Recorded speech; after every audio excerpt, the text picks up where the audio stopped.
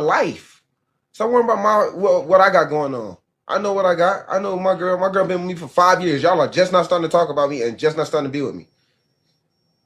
Like, come on, man. Y'all go do something else with y'all life. Clickbait pages, y'all better stop. I'm telling y'all. Y'all, if something bad gonna happen to y'all, y'all keep doing that. Y'all better stop that. I ain't playing. Y'all better stop. All the clickbaiting pages. Yeah, when we was sitting down and I was at my papa shop, we was talking about my family. What was they gonna do while I was in there signing stuff? I had all my family there. And that's why she did. That's why she said she's gonna stay there so they can get stuff. That's why she said she's gonna sit there so they can get stuff, have fun there. She wanted to go back. They wanted to go back. Some of them want to go back to the hotel. Some of them didn't. Y'all trying to make everything. Y'all want everything for clicks. Like, stop that. That's crazy. Like, y'all hate on me and then y'all go and hate on my girl. Like, bro, I feel the same pain that she feel. We're inseparable, bro. We with each other. Like, she hurting, of course I'm gonna be hurting. If I'm hurting, of course she gonna be hurting. Like, y'all, come on, bro. Yeah, she's still sleeping. She slumped. You know when you hurt, but you just cry yourself to sleep and you just be gone. Like, so she drunk like OD amount tonight for no reason.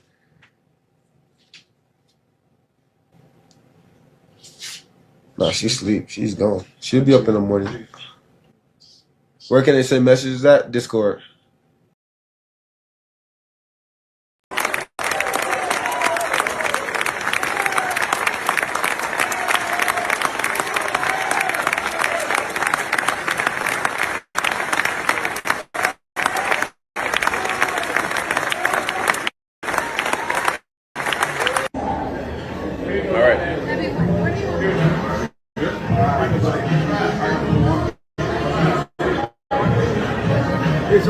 I just I hear them when I'm running.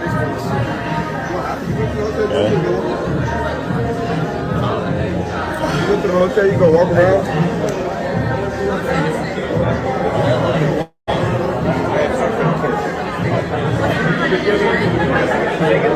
Five o'clock. We're gonna go. We can't find Matt. I called him twice. Where's that coming from? What's that? Oh, that's Trev, we're going to take one as a group and that's it.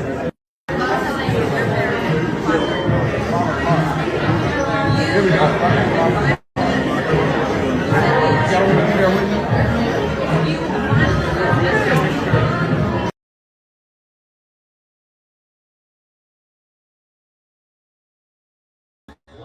Oh, nah, it looks like he's looking at them. He's probably not looking at... Oh, nah, he look like he getting risky, but he probably not. His wife ain't gonna like that. We'll certainly have... Lynn, you got the best man in football, girl. Give that man some keys. Why is she upset?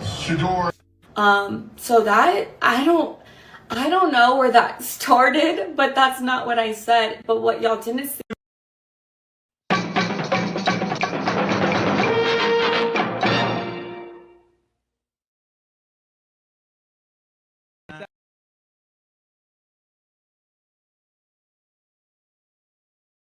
That we ain't night riders. That we ain't night riders.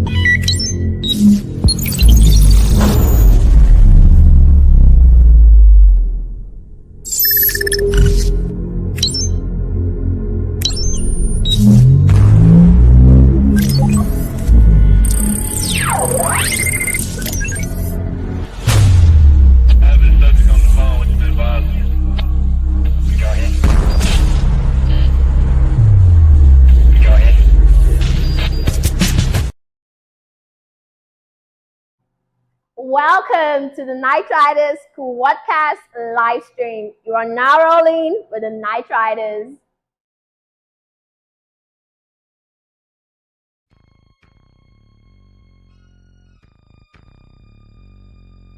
Same old shit every day and every night. But when it gets dark, niggas get out of sight. Make sure the AK is locked up tight, cause ain't no telling us some shit might pop tonight. This type of shit it happens every day. This type of shit it happens every day. This type of shit it happens every day. This type of shit it happens every day. Same old shit every morning when I wake.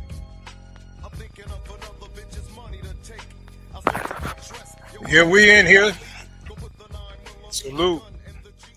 Salute. Oh yeah, we about to get it in as per usual. Yeah, everybody crowding into the building tonight. I guess you guys want to see this topic. Salute. All right. Well, I'd like to welcome you all and thank you for joining me to another exciting episode of the Night Riders Squad Cast. And tonight, you see the title. You see how we're about to give it up tonight. We're going to be talking about this Travis Hunter situation. And, you know, like the title says, he can't say nobody tried to warn him. Because to be honest, I've never seen this many people chiming in on a specific situation such as this young man's relationship. And, you know, for good reason, because those of us who are elder statesmen, we kind of can see this coming from a mile away. So we're going to get it in. We're going to go deep the way we know how. And yeah, I see a few people hanging out in the background. You know, salute to you. If you want to announce who you are, that's cool.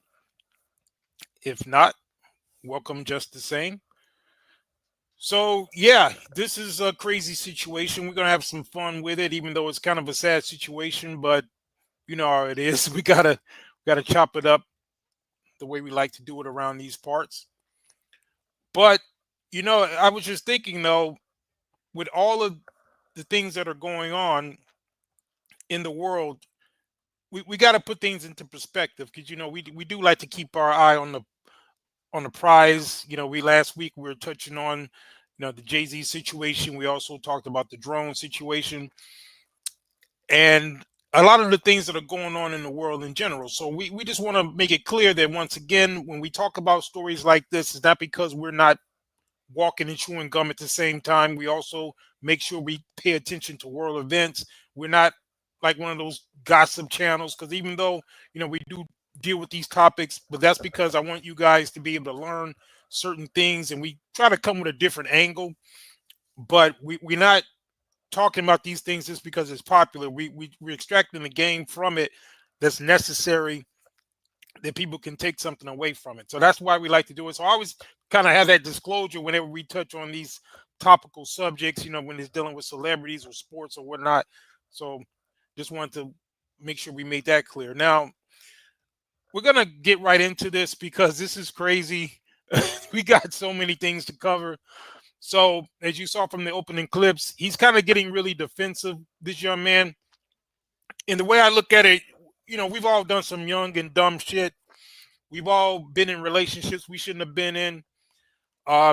Just speaking from personal experience, I remember being around his age, getting married kind of a little older than him, but I think I was around 23, 24.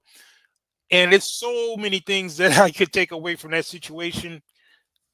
And what this young man doesn't understand is that when people that are older are talking to him the way they're talking, is that because they're, quote, hating? We just seen this from way back, right? So this guy, he's getting very defensive. As I showed in opening clips, he's talking about people being all in his business, which, he's a public figure. He's putting his relationship out there.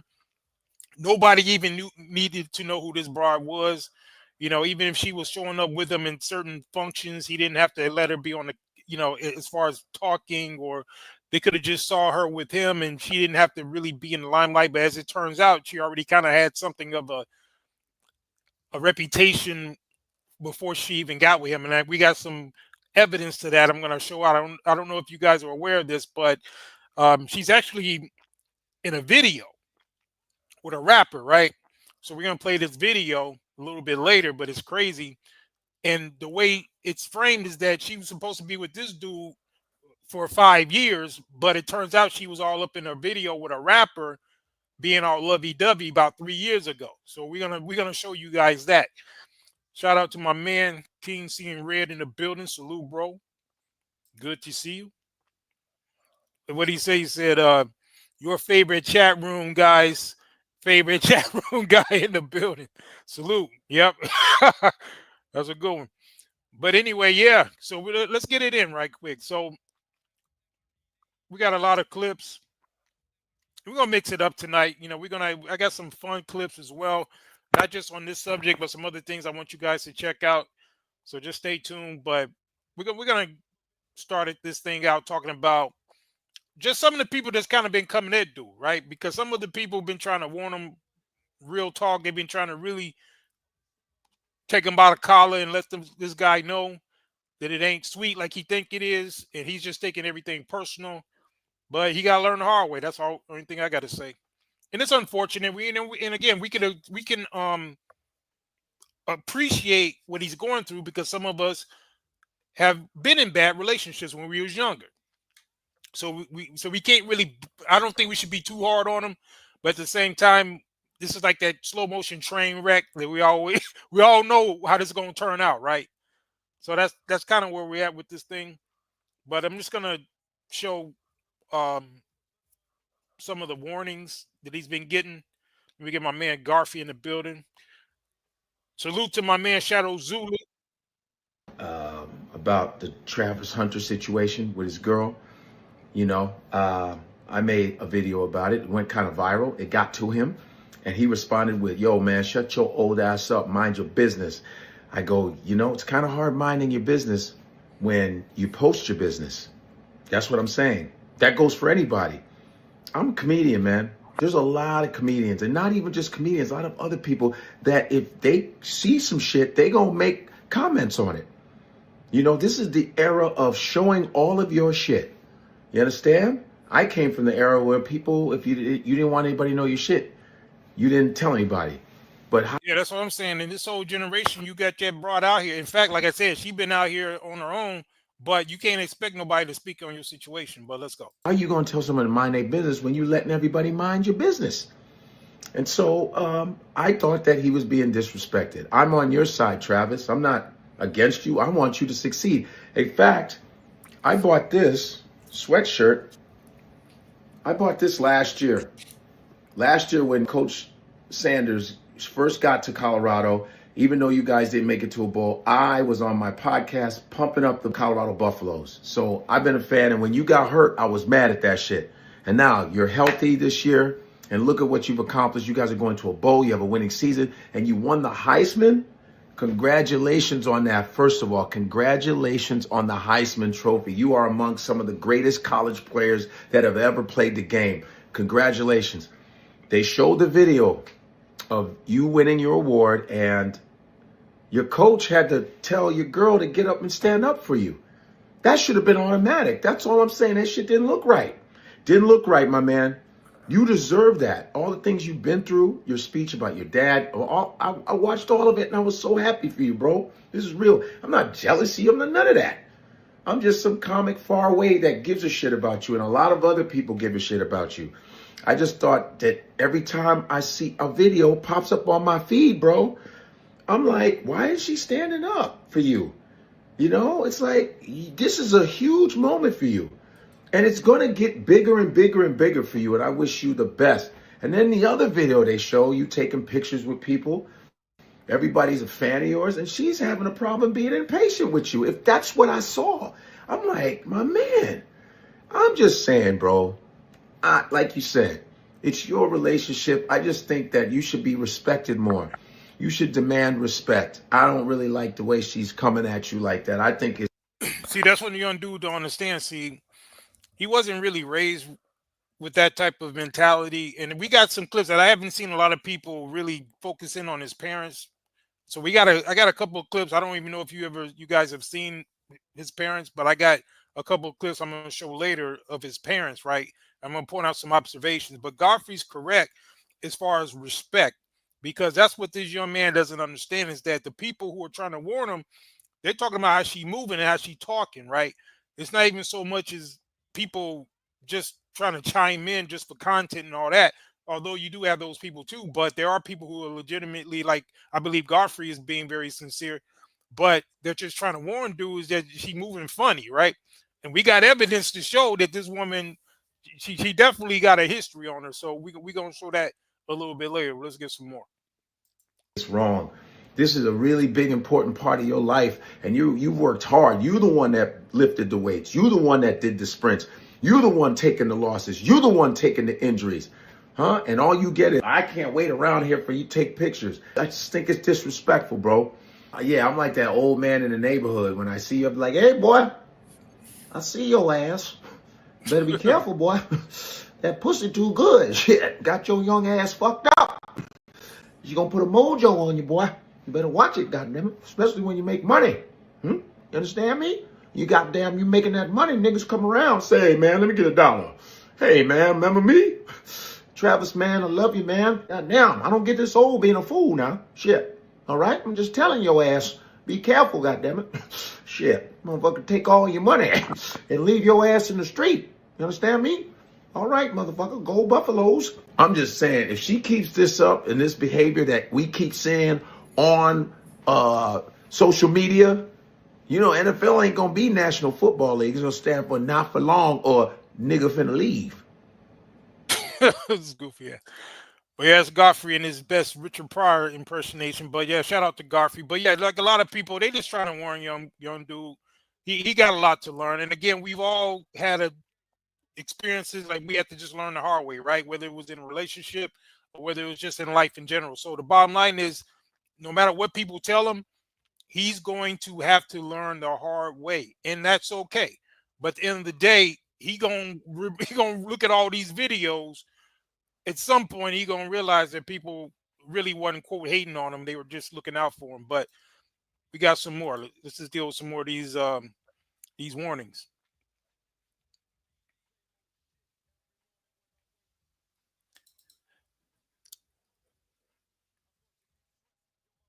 What's up, gang? And this one of all people kind of surprised me because I must be getting old, but to see young Bow Wow, you know, giving old man wisdom to another guy, that's kind of weird to me because I remember when he was just a little knee-high to a gnat all up under Snoop Dogg. I mean, I don't know if anybody else in the building old enough to remember when he came out. That's the reason why his name was Little Bow Wow at first. So it's kind of funny to see him up there sunning somebody. So, but anyway, I do agree with some of the things he's going to say, which I never thought I'd hear myself say that I agree with Little Bow Wow. But let's get it. It's coming from your boy Bow Weezy, right? I never met you, don't know you, know nothing. But I will say this, because I've been watching from afar. I'm not the type of nigga to jump in people's business, but I was once young, about to make a lot of money, and I know how to go. So I need you to hear me out. Number one, I don't want you feeling as though everybody jumping down your back or cats is hating. That's that young mentality. I want you to look at this like care about you. And Travie. Yeah, but that, to me, that's the whole point. You're not going to convince him that people aren't just hating on him because of that young boy mentality. It's like that saying goes, youth is wasted on the young. Let me say that again. Youth is wasted on the young. When you're young, you don't think like that. You just think back to when we was that age, right? If you was in a situation and somebody, everybody started telling you about a situation, even though they might have been right, you weren't really trying to hear that.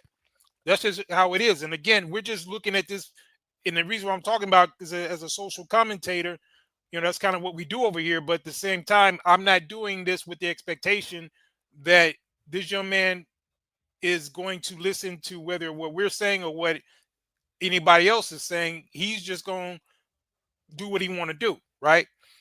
Shout out to my man. Shout out to, he said, yeah, I remember Lil Bow Wow. Yeah, he dropped a little, because that's how I remember him. I don't pay attention to what he's been doing lately, but it was funny when I started hearing him call himself just Bow Wow. I'm like, yeah, I just remember when you was Lil Bow Wow. But anyway, and King Seeing Red says learning the hard way doesn't mean he survives this. He may end up like Antoine Walker or like the It's Always the Rain's Fault girl. Yeah. that's the other part too. He may crash out for real. You know, we don't know how he's gonna respond to when he really realizes what old girl is on. You know what I'm saying? So, and I wish the little brother, you know, the best. Though we're gonna get into some things, some different aspects of this whole thing, but he just, you know, when I say he got to run the hard way, that ain't. I'm not saying that from a place of just wanting him to crash out or for him to have a very negative rude awakening. I'm just saying that's what it's going to take. That's pretty much what I'm saying. Salute to Thomas Lawson in the building. Salute. He said, how do you know she's on it? Oh, we got some proof, Tom. Yeah, just stick around. We got some for you. I don't just be talking over here. We got receipts, but I'll show you. But that's a good question, though. You have every right to ask that. Now I'm going to show you better than I can tell you. General Manager John in the building says, no money on her finger is for Nittis. Oh, yeah, we got that. We got that. Yeah, he in the building. He said, for Nittis Slim, you saw the music video with Nittis Slim. Oh, yeah, you know what? I'm glad you mentioned that because I think I'm going to play that right now just to show Thomas Lawson, you know, like what I said earlier. So I think since you mentioned that, General Manager John, I'm going to go ahead and play that video right now. I was going to save it till later, but check this out, guys. Now, I want you to put this in context, right? This broad is supposed to have been with dude 5 years, right? Now, this particular video, as it got to me, it was posted 3 years ago. So some ain't really adding up, right? So let me show you this video real quick. Let me show you this video.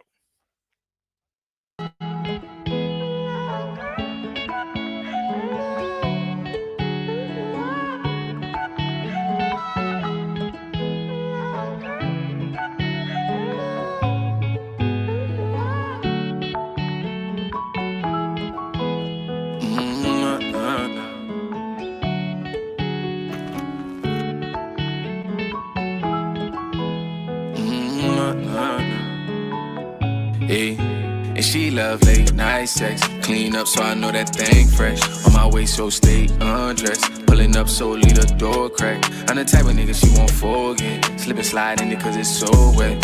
I make them eyes roll back. Yep, that's his girl there. Now, I want you to look at the context of the song, what it's about, and the fact that I think, if I'm not mistaken, when she was talking about the types of dudes that she was with in the past, she said it was some white boy, some Hispanic dude, and then I think she said she was with a rapper. I wonder if it was this dude right here. Y'all let me know if you know or not, but let's go. Round 3, we ain't done yet. Oh, by the way, my man Commando Spawn in the building. Salute, fam. Let's go. She love late night sex. Clean up so I know that thing fresh. On my way so stay undressed. Pulling up so leave the door crack. I'm the type of nigga she won't forget. Slip and slide in it cause it's so wet. I make them eyes roll back. Round 3, we ain't done yet. I love a bad bitch that play no games. Okay, so I guess it's confirmed. Sweetie 8976 says this is definitely her ex. Okay, salute. Yeah, thanks for that info. And welcome to the building. And then General says the SoundCloud rapper she mentioned. Yeah, that's what I thought. Because I remember she said that she was with some rapper dude. So, but check this out, though. This video was, I don't know when they shot it, because a lot of people saying, okay, well, this video was posted 3 years ago. Okay, but she's supposed to be with Travis 5 years, right? So I don't know exactly when this video was shot or when it was done, but I'm not thinking that they're going to wait 2 years or what have you just to post it, right? So it just seems kind of funny how things are adding or not adding up, but let's go. She bless a nigga with her throat game. She fell in love with a big dog. Telling me her ex nigga so lame. I'm a real nigga and I won't change. I wonder, she said, you heard that lyric, right? Talking about her ex was so lame. I wonder who she was talking about. I'm just saying, but let's go. When I'm in it, then I make her say my whole name. Don't try to run from me, take the whole thing. When I'm with you, I don't feel. Got my man D in the building. Salute, bro. Feel no pain. First I had to see what's up, then I picked you up, then I took you home, then I beat it up. Let the way you ride, baby, keep it up. I don't need a lot, but I don't know how old she is, but I know she's older than him. Need your love. First I slow it down, then I speed it up. When I'm not around, you still keep it tough. I get you aroused when you feel my touch. When you feeling down, I'ma pick you up. I got you smiling and laughing, compelling attraction was massive as soon as we.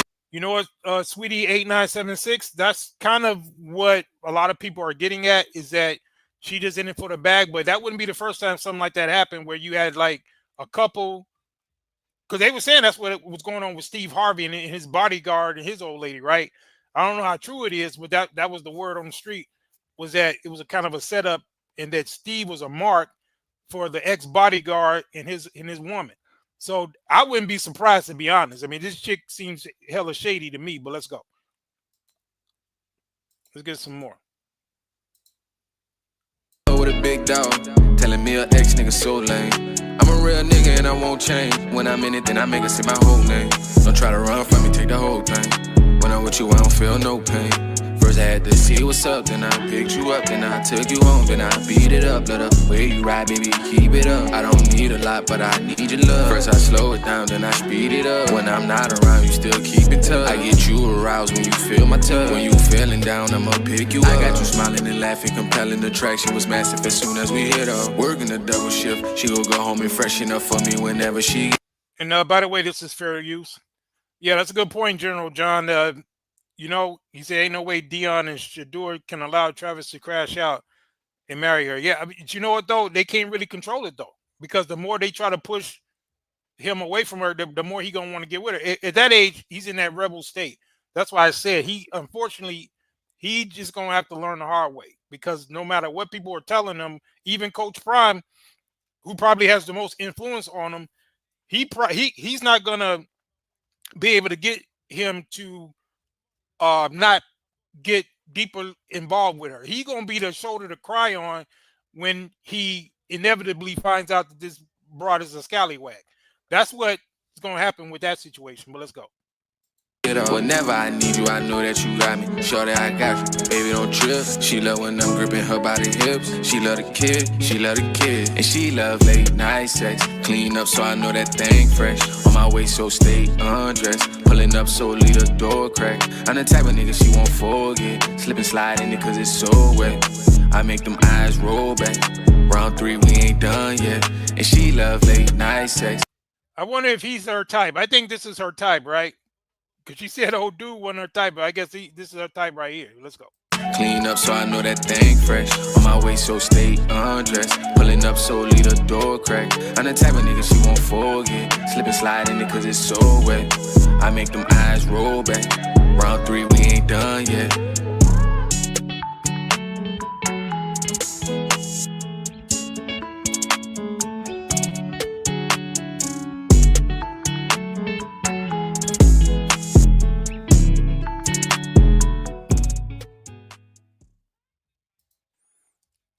Yeah, so there you have it, folks. But yeah, he's probably getting more traction on that track in the past few days than he got all 3 years since it's been posted. But like Sweetie said, you know what? There might be some type of grift that her and dude is playing, and they seen dude as a mark, and they might be doing that. It's unfortunate, but that I wouldn't put it past them.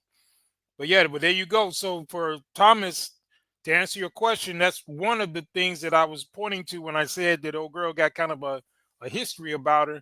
And we ain't done. There's a lot of other stuff we're going to be pulling out. But let's get to our next one. So we're going to talk about some more of these little warnings she been getting. Or he been getting. I think Cam and Mace was talking about it too. Let me play that real quick. So we're actually going to discuss this whole Travis Hunter situation. Originally, I was like, we're going to talk about the couple. We'll get to that because this is bothering me a little bit, y'all. So it's time to talk about it. So Travis Hunter's fiance, Leanna, released an 8-minute video on TikTok addressing all the issues people have said about her. She addressed her saying that Travis Hunter originally wasn't her type. And she said that when Travis originally DM'd her, he had a girlfriend, so she ignored him until he was single because she's not a homewrecker, and why would her type be that? She also said that she's never had a physical type, goes on and lists the types of people that she's been with: a white cowboy, soccer player, SoundCloud rapper, all those things. Then in a separate video, Travis basically stood up for his fiance and basically said she's been crying herself to sleep and drinking a lot and basically like, y'all don't know them, chill out, all that. So from what you've heard and what you've seen, Mace, can ask you first, how do you feel about all of this discussion around basically their relationship?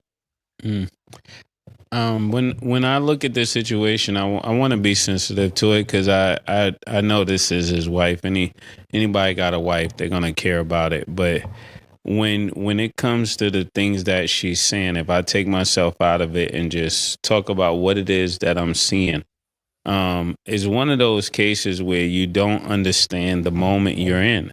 That's just the best way to explain it. When she talks about the type of people she dated, okay, that's cool. The SoundCloud rapper, I'm for that as a fellow MC. You know, then she talks about the different things about how she wasn't dealing with him because he was dating other people. I'm for that, definitely, you know, being consistent in that. But then you turn around and date him after you say that he's a known cheater. Exactly. See, that's how you know it was bullshit. Because, you know, I was going to address that part because I got the actual video of her saying that. And I was like, okay, so if you're saying that when he first came into your DM, he had a woman and you knew he had a woman and you didn't respond to him, you kept him in your DMs for 2 months or however long it was because he allegedly, because he had a girl at the time. But then once he got out of that situation, you still getting with him though. So if he wasn't your type in the beginning, how is he your type now? Oh, that means because you found out who he was, and then all of a sudden he becomes your type. But you see how what she said didn't even make no sense, because if he was reaching out to you when he had a girl, obviously he would be, from your definition, a cheater because he got a girl, he's hollering at you. But you saying that that's the reason you didn't want to get with him. So I'm glad Mace pointed that out because that just shows it was BS. But let's go. He's known to you as a cheater. When you meet him, he's trying to cheat. So even if you date him later, you know you were dating someone who was a cheater. I'm just saying this from a woman's point of view. From a guy's, we get it. Pause. But when you talk about the things that goes along with her, he said pause, but I think he meant no Diddy. Let's go. The real issue is that when you're dealing with Travis, you got to understand that he's the prize in the situation, and that's what everybody is really coming down on her about. She's not seeing him as a prize. She's seeing him as just a regular nigga. And the best way to lose a king is to try to treat a king like a regular nigga. Like, it would be like a woman, my wife, trying to treat me like a regular nigga. I'm not a regular nigga. I don't make regular money. I don't do regular things. Ain't nothing about me regular. Nothing is regular about any person that lives on that level. And you take the last interview, well, not even an interview, the last time. She not even really treating him like a regular dude. She's treating him like a simp. She treating him like the energy he's putting out. That's unfortunate because, you know, just being the age that he's at, he just has not developed. I don't know how many women he's dealt with prior to her. Apparently, I guess he had at least one girl before her. But we gonna get into it a little bit later because I'm gonna hold that. I was gonna say something, but I'm gonna wait. But let's get a little bit more what Mace got to say. Let's go. He's doing a photo shoot. He wins the Heisman. She's sitting there like, what am I supposed to do? Just sit here? What else are you going to do? Hit cartwheels? Yes, this is going to be your life. People are going to be focusing on him, and it can't look like he got to always defer to you and turn everything and make it about you so you could feel comfortable, because that means the moment is too big for you. And that's what I would say. So I would definitely, even though I'm giving some strong information here, you guys definitely should look into counseling. Definitely look into that very fast, because that's going to help you guys stay together if staying together is really what you guys want, because there's some. And if they go to counseling, he needs to go to a man counselor, because a woman's, if he goes to a counselor that's a woman, unfortunately, it's already been proven that a lot of times they tend to kind of lean more towards the woman's perspective, and all they're going to do is try to make him feel at peace about the decision in terms of being with her, as opposed to how a man would approach it, would tell him, look, you don't have to rush into anything, because I'm quite sure that it's her pulling the strings as far as trying to get him to hurry up and wife her up. And the worst thing he got to worry about is not even the marriage. The worst thing he got to worry about is putting a baby up in her. That's what he got to worry. If I was his counselor, that's what I would be telling him. I'd say, listen, even if you want to go through with this marriage, you need to put some distance between the time that you decide to have a child. Because you may not be able to talk about that because he already engaged to her, right? But that's going to be it right there. Once he put a baby up in her, it's a wrap. Let's go. Things that you need that he's not going to be able to give you, just because of the caliber of person he is. And I know that was a long take, but that's what I wanted to share. I got two things to say, and then I'll let Stat go. Steph Curry's wife had a moment like this. Damn, is that true? His father. I got a clip of his father too, but his father got 14 children. Is that true? When she was at the red table, like, I feel that he's just all about, everybody's like all about him and this, that, and the third, and nobody's paying me no mind. This when Jada had everybody wilds bugging the fuck out. And that shit went away quick. That shit lasted about a week. Because she understood, like, I don't know what Steph said, I don't know what happened, but she calmed down a week.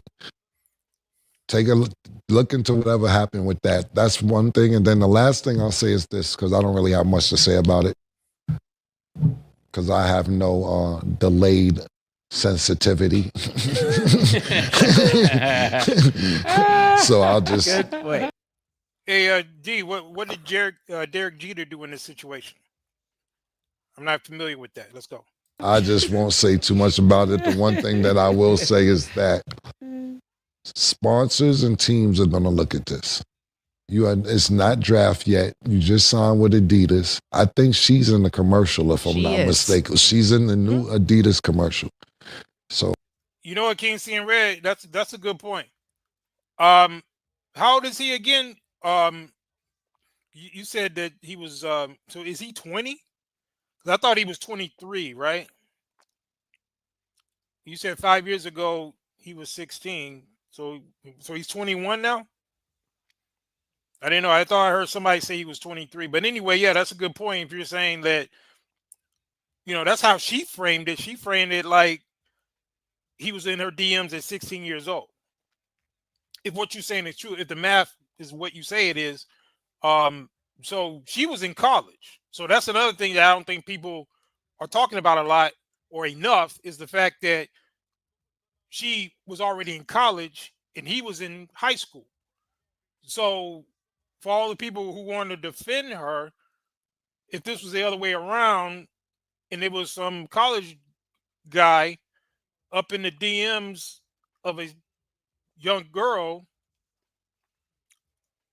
or no matter how you put it, they would be immediately looking at the predatory situation. That's how they would be framing this. But let's get it. Shit go left, she said, I've been there from the beginning.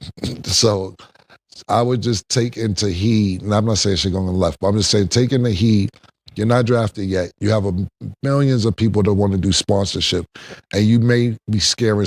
Yeah, Commander, I don't know if I heard that was the case, but apparently, just like we showed in the video we played earlier, evidently she don't mind, being a video vixen, right? Because she was in video with old boy. So whether or not she was an official quote stripper, I don't know. But I heard that could be the case, and I also heard that she probably did some OnlyFans too. I don't know if some of y'all might be a little bit more familiar with her background when it comes to stuff like that. So if you know, just drop it in the chat. Let me know. Let's get it. Some of them away with some of the things that you have on your personal life. Keep your personal, and then business. And when you want to exploit your personal, at least go get your 300-400 million. Got my man Iman Perry in the building. Salute, bro. Good to see you. And then get into this. You got a lot of money out of you, young man. And I would definitely take heed to the sponsor. Okay, yeah. So I heard a couple of you say he's 21. Okay. So yeah, so you'd be right, King seeing red. So again, that's crazy if her being a college woman essentially, and she's talking about him as a 16-year-old, and she was like, if you notice when she first said that he wasn't her type, she didn't name any particular reason, right? Because she know by default, if you say that about somebody, that's physical, right? So she didn't mention like, okay, he ain't my type because he quote too young. He ain't my type because he's a cheater. So it's crazy. So D says she's 23. Really, she look a hell of a lot older than that, which kind of leads me to my point. I don't know about you guys, but I don't find her all that attractive, to be honest. I don't know if that's maybe what he deems to be maybe the best looking chick he done been with. I don't know, but she ain't doing it for me. So I don't know about any of you other guys how you would rank her, but that's the crazy part to me. She really kind of busted to me. But anyway, but that's who am I to judge? That's his lady. You know what I mean? So yeah, I know D ain't don't think she should. Yeah, D, I already know what you thinking, but my point is, it's like you can't. I mean, everything ain't for everybody, right? So to each his own. So that's all I gotta say about that as far as his choices. But the main thing is, it ain't so much as her looks or lack thereof. It's her attitude and the fact that that's the problem I got. But let's go. Sponsorship dollars that's in front of you, and also not making NFL teams scared that this situation will cause a headache, because My Perry said gives her a 5 with soap. What do I give her? I think I give her like a 4. I give her like a 4 at best, but that's just me. look, you've been with her 5 years and you've been busting ass every year. You just won the Heisman. Just that was playing 140 snaps a game. So obviously this isn't anything new. It's just your celebrity's growing. Yeah, I saw a picture of her mom. I don't know if her mom's like a black Latina or something, but I think her father is Hispanic, right? So yeah. And maybe she's not used to it. So that's all I say. Just keep thinking about your money for both of y'all. If that's who you're going to be with in the future, this is going to affect your bottom line moving forward. Yeah, I actually agree 100% with everything that you. Yeah, but they're giving us some. They're giving them some good game. And again, the reason why I'm showing these particular clips first is that they show that the things that people are saying, you could tell there's some concern there, and nobody's just coming for them on some clowning them shit. Because we understand he's a young man, and and just like me doing this broadcast, is not to try to shame him, and that's why I'm being kind of very judicious with my usage of the word simp, because normally we like to let it fly, as we're calling people simps up around here, but I'm gonna go easy on a young man, even though he's obviously doing something that we over here consider would be simp behavior. But we got to give some grace because he's so young and he is just at that age where he needs to just learn shit on his own. So that's the reason I'm not gonna go as hard on him as I normally would. But and Daryl Grant says she's not cute. She looked like a is that gerbil or Alvin the Chipmunk? Yeah, he said she looked like a gerbil. You know what, man? Now that you mention it, I think I can give you that. Yeah, she does kind of look kind of gerbilish. Yeah, but I'm just saying she just her whole like I don't know, man. She just looks like a bust down. She don't look like the type of woman that a dude should be cupcaking with. That's just my take on it.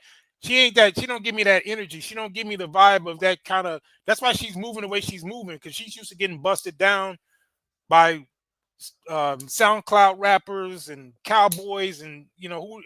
Those are just the dudes who she claimed she was in a relationship with. Ain't no telling how many dudes she done got busted down on, on the side. So for a guy like him, he don't seem like he got as much experience as she do. And I think that's part of it. She didn't put something on him in a damn bedroom. And that's the other part of it too that we need to be focusing on a little bit more, is that she probably done did some things to him in the bedroom that got him whipped. So that's part of this too. It ain't just because he loved his girl. She probably didn't put it on him, because her looking the way she looked, she got to have some type of attributes outside of that, right? So I think she didn't put a few things on old boy. So you know how that is. We've all been there, and don't lie and say that you have not. you've been young and some older woman to put something on you. You know what I mean? So yeah, let's go. Guys both said. I actually hate this entire situation. D says you like a guinea pig. Because it didn't need to get to this point if people just kept things private. And I know it's a situation where it's like, of course her feelings are valid and his feelings are valid as well. He cares about his fiance, so he's going to stick up for her. You know, Commander, that's a good point. You know, I think a lot of them get it twisted because a bunch of simps like to pump their head up. They don't understand that a lot of us, we got higher standards than what they're putting on display, right? So they just think that all old dudes are gonna find them attractive when they definitely get their feelings hurt if they come across some of us real ones out here. But anyway, let's proceed. But in certain situations, especially when you know who you're dealing with, or maybe she didn't know who she was dealing with and not expecting him to get to this point or this level.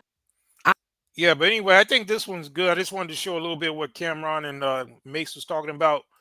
But and Daryl Grant says, bro, he says, in my day, we wouldn't even let her hit the blunt after smashing.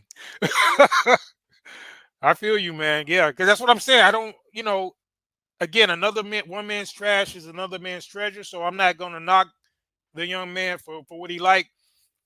And we could talk a little bit about why it is that he likes that particular type, right? Because remember, apparently he was the one that went up in her DMs, right? So my thing is, when it comes to dudes who are going after those type of insta thoughts, where are they getting that from? That comes from a lack of values as far as what to look for in a woman. So he came up in a generation of the insta thoughts. So these women get online. I haven't went to her Instagram, so I don't know what she's showing over there, but I'm sure she's got a bunch of damn near new pictures posted and all of that. So a lot of times, I don't know why these guys nowadays go to Instagram, and it's like a lot of these athletes, because I think that's what Tyrese was doing, right? Getting with these Instagram, because remember when Tyrese, it was one broad he had got with, right? I forgot when it was. I think it was a few years back. Tyrese, with his simp ass, he got with this broad off of Instagram. And you remember when he was doing a live with her, and then she said something like that about him. She was like, "Oh, well, you weren't my first choice." I think she was like behind him, massaging his shoulders and shit. And then she was like, "Oh, well, you know, my first choice was Paul Walker or something." Because remember, Paul Walker was a white boy who was with him in Fast and Furious, right? So his girl was like, "Yeah, I thought Paul Walker was cute and blah blah." And she's saying this about this Negro right on his live, and then you could just see right there, his whole demeanor changed. He was like, "Don't touch me." You all remember that? I wish I had that clip. I just thought about it. But if I had that clip, some of you know what I'm talking about. It was crazy.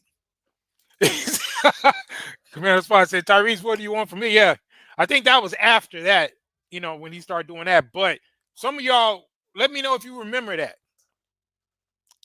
I think Daryl Grant remember. Yeah, you remember that, right? So to me, that is the same type of situation where you got these females who are with these guys and they don't care about disrespecting them publicly, because that's a highly disrespectful thing to say as far as talking about your homeboy who's dead, which was Paul Walker. She openly said to right in front of on Tyreek's live, or Tyrese on his live, that she was actually looking at his homeboy, right? Crazy. So the disrespect is crazy. So I don't know how these dudes are sitting up here allowing this, but that's what's going on. And going back to my original point, the reason why a lot of these dudes are going after these types of women is because they don't have the instilled values that they should have had growing up, and they were looking to elevate these women from these other cultures because their own moms wasn't teaching them to love themselves and love their own phenotype and not pedestalize all these other women. And that's what's been going on. And that's why it's so funny how a lot of these black women, they complaining about the men who go off to these other communities, But if you notice, a lot of these women are the ones calling the type, this type of guy that I saw a bunch of them talking about where he unattractive. I don't judge dudes, so it's whatever. But they was like, oh, well, he ain't attractive and this and that. I'm like, well, first of all, women, especially black women in the West, they are overly, they put too much emphasis on looks, right? They put too much emphasis on superficial stuff, just like height and all that stuff. Now, it's like I said before, even me as a tall guy who has been chosen by women, I think it's dumb for women to put that much emphasis on height and all this other goofy shit instead of looking at the quality of man. And so when they sit up there and they all flock into the 18 to 20% of dudes, and then they wonder why they all getting tossed around and busted down over there, and then meanwhile all the good dudes are the ones that go off into these other communities. I'm gonna tell y'all a quick story before I get back to these clips. But I remember when I was in the financial industry many years ago, I was training a guy that was he had just moved from Alabama. As you guys know, I'm from Chi-Town, right? And I was working for this very big financial institution. And the guy that I was training, he had just come from Mississippi. Very cool guy. He was a very dark-skinned man, but very nice guy, very cool, right? And so I'm training him, and we went through our shifts, and then our lunchtime comes around, and I noticed this white woman comes up to our office, and she brought him his lunch, right? So I think I was going out or whatever at the time. I think I was going out for lunch, but his wife at the time brought him his lunch, right? So when I got back, we chopping it up, and he just volunteered and said, "Oh yeah, that was," because I guess he figured I might have had some questions or something, which I didn't. I don't care. I mean, I wasn't going to question him about who that white woman or nothing like that. But he just felt the need to tell me. He said, "Oh yeah, man, that's my wife, and I always wanted to have a black family." This is what the guy's telling me, right? And because his wife was actually Polish, because I don't know if you guys know, but in Chicago, there's a very huge Polish population. But he moved from Mississippi because apparently, I guess he was too dark for the women down there, so he never was able to get the woman that he wanted down there, as he kind of explained to me. So he met her in Chicago. So he's just going on and tell me this, and it's like he just said, he always kind of wanted a black family, but he said the women that he wanted always told him that he was too dark. And I was like, word. Now again, I'm dark skinned, I'm like dark brown, so he's darker than me. So even back in the day, I remember even experiencing certain things like that, but there were certain things that I was able to offset it with. But in his case, because like I said, he was darker than me, so I'm sure he was getting a whole lot of negativity. But anyway, I say this to say that this dude was a very hardworking guy. He was very willing to learn, because like I said, I was training him, and he was very smart. He was picking up on everything I was showing him. And then later on, I actually wound up leaving that financial institution, but I checked in with him, and he was actually the manager over a branch, right? So dude was going places, and I don't know where he's at now, but I'm sure he's probably damn near running. He's probably high up in the institution at this point. But it's funny that particular type of guy, it is not just him. There's so many other examples of that these black women, they miss out on good dudes like that who were providers. He was hardworking. He was there every day. He did his job. He was, like I said, even after I trained him and I had left that institution, I checked on him. I think it was like a year or two later, he was over a whole branch by himself. But it's crazy. And what you guys saying in the building? Y'all going in. He said, it's King seeing red. Yeah, y'all making these paragraphs. I can't read all this stuff. That's why when we get monetized, then I'll take the time to read everything. But I'm gonna put y'all on the screen though. But anyway, yeah, we're gonna get to our next clip. But yeah, I just wanted to share that with you guys, because it's unfortunate that the Travis Hunters of the world, they all kind of end up in these other communities, and all that wealth is going to these other communities because for some damn reason, it seems like the women in the community who should have first dibs at your Travis Hunters, the other guy, like the guy that I talked about, who was, working his way up within the financial industry, who went on to become a bank manager. He wanted to be with a black woman, but they were telling him that he was too dark. And again, when his wife showed up with his food, I wasn't even going to say nothing, but he felt the need to kind of explain the situation and say, yeah, that's his wife. And he told me the story as to why, how he went, ran into her, in that she actually liked his complexion, which is crazy to me.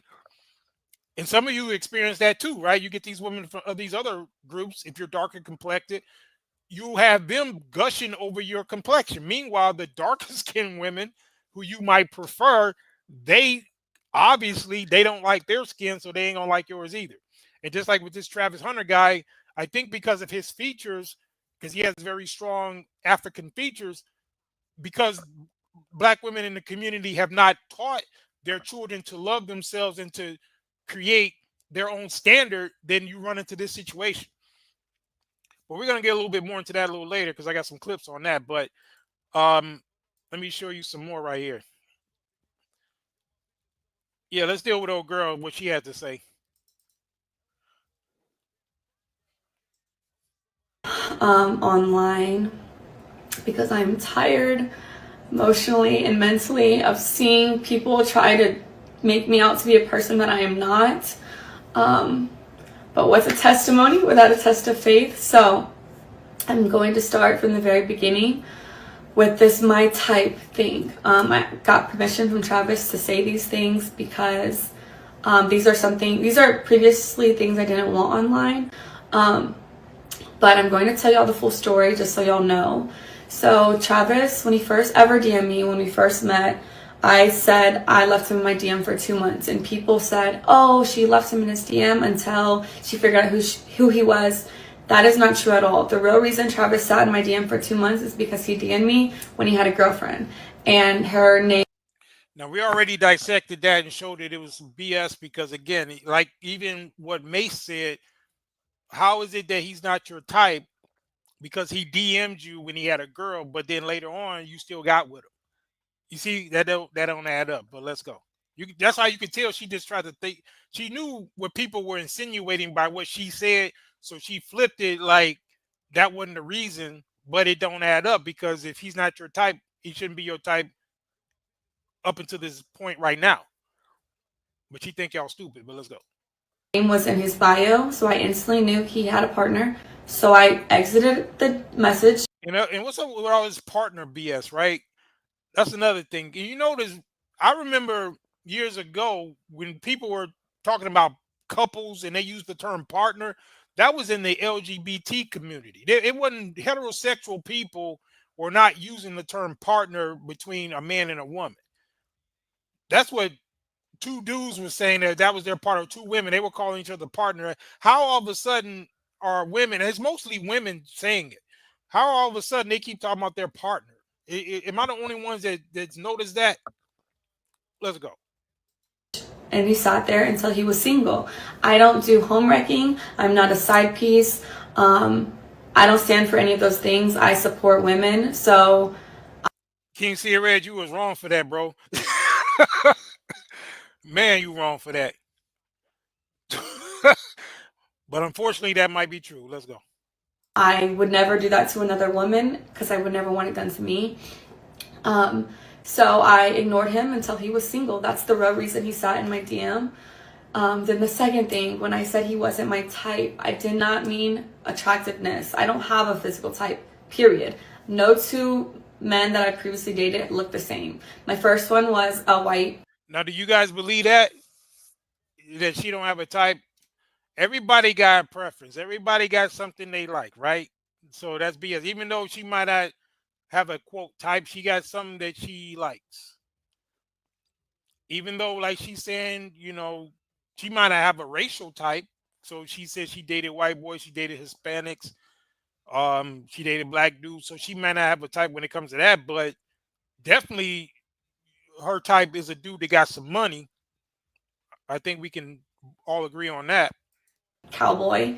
Second one was a Mexican soccer player. Then I dated a black man who's a SoundCloud rapper, and then Travis. So I have never dated the same type. We showed you that dude because unless it's another dude that's a SoundCloud rapper, I believe it was the one she was in the video with 3 years ago, while she's claiming or that she was with Travis for 5 years, but we got her on video with this other dude 3 years ago. So it's kind of funny. Physically, I don't care about what people look like or what they can give me. I date people for who they are as a person, how they honor God, and how they treat the people around them. And Travis is all the above. So when I said he wasn't my I don't know if you guys are believing that, but type, I meant because he was younger than me. I had never dated no one younger than me, and he had cheated on his girlfriend. I don't know if your type is cheaters, but mine isn't. So no, he wasn't my. Now is she basing the fact that he quote cheated on his girlfriend just by DMing her? Is that what she's talking about? Because it's like what King C and Red said earlier about him being 16, right? So do you guys know something that I don't? Was it like he was smashing like another chick while he was with his girl, and how would she know about that? But if she's calling him a cheater just because he was DMing her, I'm not sure what she's talking about. Type at first off of those two things, but that didn't discredit the fact that I was attracted to him. That's obviously why I gave him a chance. And then I learned he truly is a phenomenal and wonderful human being. And I gotta be honest, man, I don't even like how this is being framed. Like she gave him a chance and all this type of BS. He's the one in the relationship that's the prize, if you will. He's the guy that we are looking at with the fact that he has the bright future. Unfortunately, she's going to probably capitalize a lot just being in his proximity. She's probably going to be the next Kardashian or something like that, famous for just being famous or infamous. So it's kind of weird to hear this no talent having bimbo talk as though she's doing him a favor. That's kind of crazy to me. Let's go. And that's why we're together, and that's why we're still together to this day. So that's that. Okay, the next clip was at the game after they just won like their last game. Yeah, that's a good point, King C and Red. When you started adding this math up, it's making her look kind of crazy because, like you said, within 5 years, she was 18. In a 2-year period, she had about 5 boyfriends. Yeah, according to her, right? That's crazy. But again, that's only what's on record. She ain't talking about all the time she done got busted down in the backseat of a Jeep somewhere. She ain't talking about all those times. So remember, anytime they talk about body count, it's always lower by a factor of 10, probably. So, and to me, she just looks like she got some miles on her. So that's why when somebody said she was 23, I'm like, what? Well, let's get it. People thought I was upset with him celebrating with cheerleaders. I don't know where that came from because he never celebrated with cheerleaders. Stays alive. Oh my God. Get shifted with a young fella. Oh, now that boy go right to the cheerleaders. Oh, nah. It looks like he's looking at them. He's probably not looking at. Oh, nah. He looked like he getting risky, but he probably not. So that's what people were saying that got her all triggered. Was he did that, but she was like, well, he didn't celebrate with the cheerleaders. No, he didn't celebrate, but he was staring them down and flirting or whatever, right? So the point is, why would this even trigger you like that? It's that to me is an issue. If you're that hypersensitive with him just doing his job, and part of what the player's job is to do is to interact with the spectators and the cheerleaders, right? That's what the whole game is about. And if you're that damn insecure, then you ain't seen nothing yet, because when he gets into the NFL, he gonna have even more better looking cheerleaders coming at him harder than that. But let's go. His wife ain't going like that. We'll certainly have... Lynn, you got the best man in football, girl. Give that man some keys. Why is she upset? So that I don't know where that started, but that's not what I said. But what y'all didn't see before the clip, me and him were talking. We had already interacted. I had already said congratulations. I had already kissed him. over the fence that we couldn't get through. So the real reason why I was mad is because the security, and you can ask any of the family members who was actually there, they didn't want no one to storm the field, so they had thousands of security people holding everyone back. But the people in the field were like, let the family down, like the family can come down. So everyone was going back and forth. I was arguing with the security guard because he wouldn't let no family through, but they let the cheerleaders on the opposing team get through the fences. Okay, so that's another thing. Now she's trying to explain why she was mad at him. So why are you mad at him because the goddamn security didn't let you in or whatever? You see how that's not adding up? So you're just so out of control mad that your man's on the field doing his thing, and you're so pissed off at the security allegedly that you can't even take time to celebrate with your man. You're giving him the cold shoulder because you're mad at another dude. You see how weird that is? But let's go. So I was like, so when I finally got down to the field, that's why I told Travis, like, he had already seen it. I had already congratulated him. We had already spoke, got on the field, and then that I was upset because I had just finished arguing with somebody. And then what y'all don't see after 5-second clip is right after that, I let it go. I was like, you know what, like, celebrate. We took pictures. We were with our families, and then we went to his meet and greet. Had another wonderful event there. But again, am I missing something? So she's mad at the security, but when we all saw the clip, when he went to go kiss her or whatever, she moved her head, right? So if you're mad at the security, what's stopping you from kissing your own man? If anything, I don't know about you guys, but anytime I've been with a lady that's been upset, that's when they really want to embrace you. That's when they really trying to, get some comfort with you, right? So it just seems kind of weird that she would claim that she was mad at somebody else. She wasn't even mad at him, but why are you taking it out on him like that? So that's another thing that ain't adding up. And it's like, she just trying to do damage control, but it's just raising more questions than it's answering. But let's get it. That's all that happened in that. That was literally that. Nothing. It was not deeper than anyone made it out to be. And yeah. Next clip, the Adidas pop-up shop this past weekend. People are saying that I'm like, what am I supposed to do? Just sit here? Commando Swan said, I ain't got the patience to marry these animals.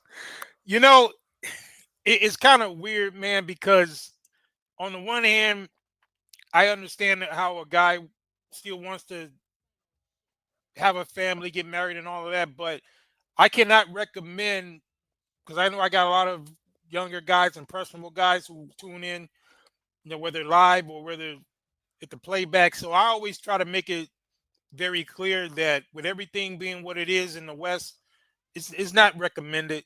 In good faith, I just can't recommend it.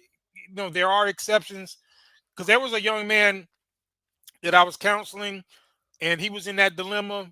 I just pretty much told him the facts. I let him make his own decisions, but ultimately, in good faith, with everything that I know as far as how the laws are structured, the mentality of the women, everything that's going on, it ends more.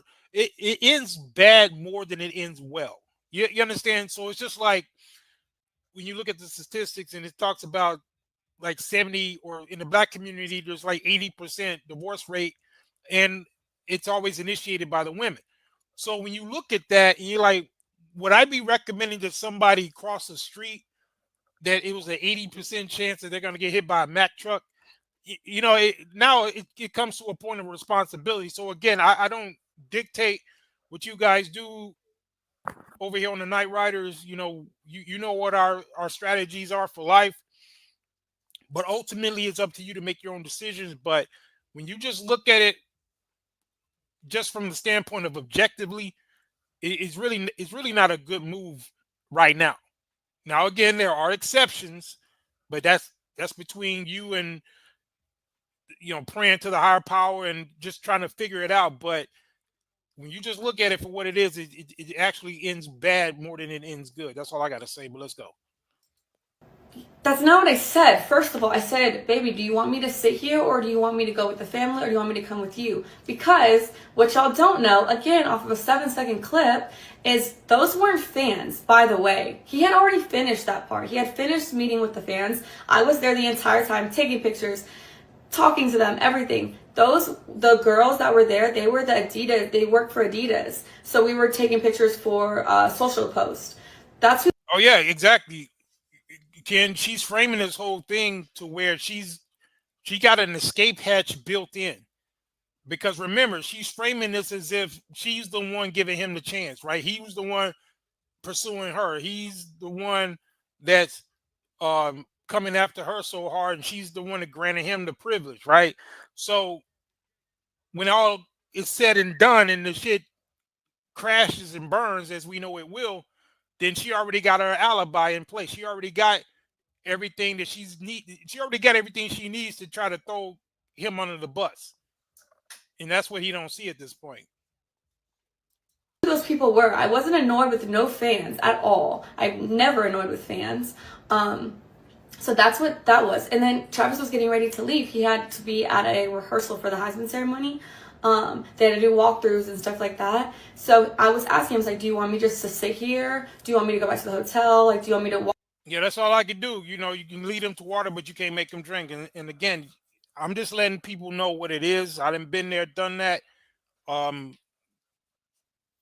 So, and there's like a lot of the cats like Godfrey and all the rest of them, that when they pull them dudes to the side, Bow Wow, all of them, they're just letting them know what the game. That's all. But again, the game, it's just like any other game. You got to play it yourself. You know, I can teach you the game, but you got to get in there if it's chess or whatever. I can show you how the pieces move. I can show you what this piece does, what that piece does, what happens if you do that, what happens if you do this. But you got to get in the game. You're gonna have to lose your own pieces, right? So that's what Young Buck gonna have to do. It's as simple as that. Wait for our family because his family was in there shopping, because Adidas let them go pick out stuff in the store. It's like a 4-story Adidas, so they're all doing that. And I was like, what do you want me to do? Like, do I stay here? Do I come with you? Like, what? And he was like, you can do what you want. Like, you could sit there, you can go shop, you can come to the hotel, you can walk around. That's what he was saying to me. I don't know. Like I said, the things that I see people make up is truly crazy because it's not what happened. And I just think people are just finding every single little thing and trying to make it something it's not. And then bird brain individuals are just accepting what. Did she call somebody a bird brain? That's crazy. Let's go. They see online. Okay, now the last.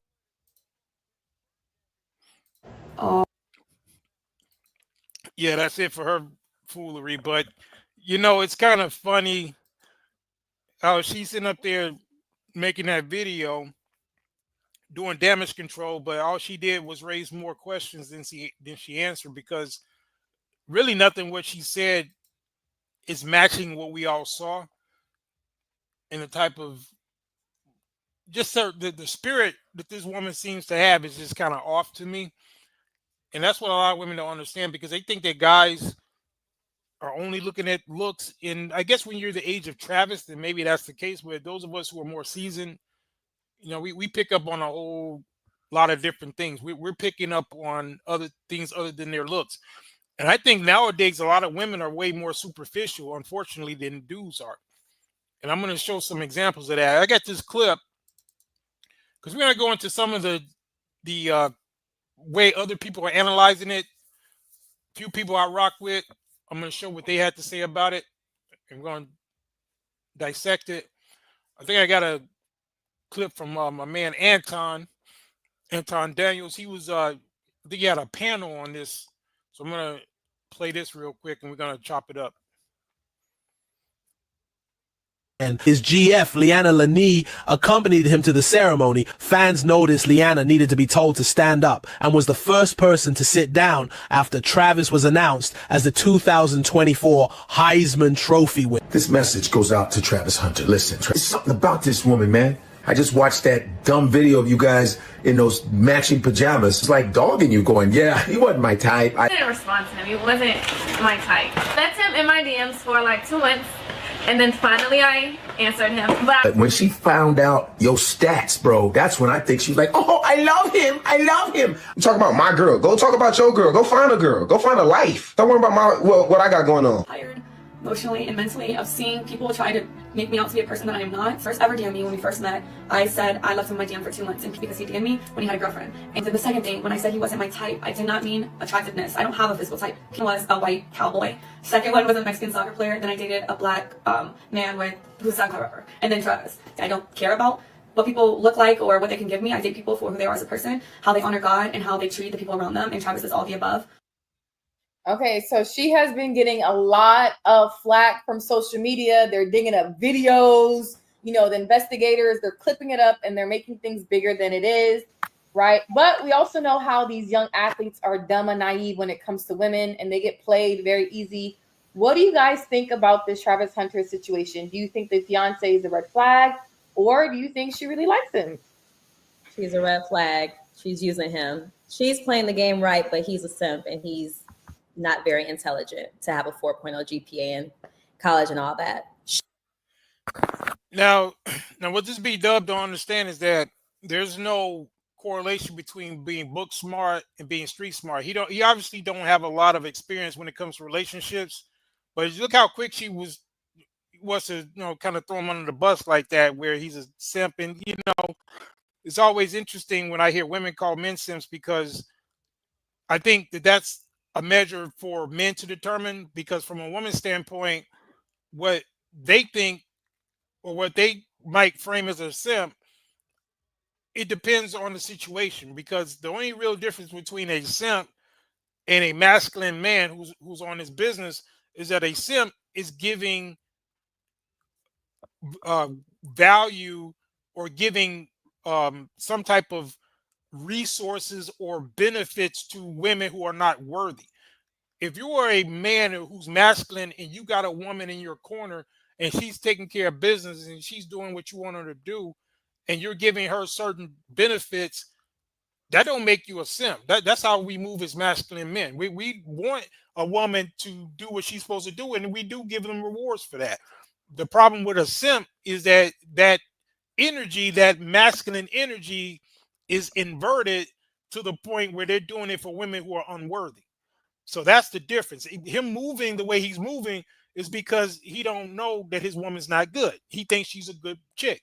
Now, those of us who got eyes to see, we know that she's a bust down. But from his standpoint, she's a good woman. So he's moving as if that's a good woman. So in his mind, he's just doing what a man's supposed to do for a woman, right?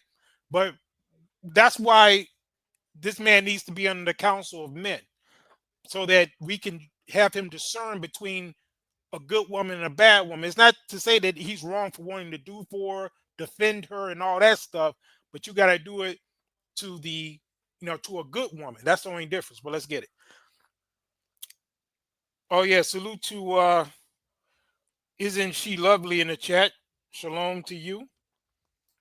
My man Commando Spawn says bitter weave chips.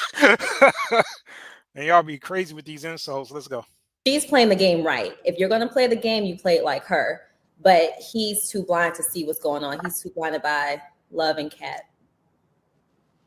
I think that I think she a red flag, but not for the reasons that everybody talking about. So like she's saying that that he wasn't her type originally, and let's be real, everybody's not good looking, right? Right. Well, you know what? Let me I want to get to a point where Anton, he gonna say something, because a lot of women on the panel, they're gonna be saying stuff about cute and all this stuff, and Anton seems like he's not gonna be able to see that a lot of the women, unfortunately, nowadays are way more superficial than, say, when our mothers and grandmothers were around, right? And I don't know what happened over the years, but I don't think women were so much fixated on height and all these other things back in the day. I don't think that was the case back, like I said, during our grandmother's day. But let me show you guys a few points I want to point out here. I don't think she needs to be in the limelight, though. She's not all women can handle the scrutiny when it comes to the limelight, especially these people that's in social media. what kind of, she does an 8-minute video, I think it dropped today, explaining all the certain stuff people had to talk about. She talked about how she wasn't interested in him, right? Because she left him in the DM for 2 months because he had a girlfriend. Then she talks about God and like the personal personality. But then if you're like that and he was cheating on you, he was trying to cheat, that's what she said, he was a cheater, then why would you want a man that's a cheater? Yeah, Kingsley and Red. I thought the frontal lobe should be developed by the time. How old is he? 21. I'm not sure exactly. Maybe somebody in the chat can point it out. But when is the frontal lobe supposed to be fully developed? I thought by 21 it was. So it just some of the things just didn't really align what she was saying, and I really think she just shouldn't have said anything. Don't trust the social media, even though Travis gave her the okay. That's what she said. But I just think that she just doesn't need to be in the limelight. But Well, I kind of agree with her there because I think old girl just doing too much.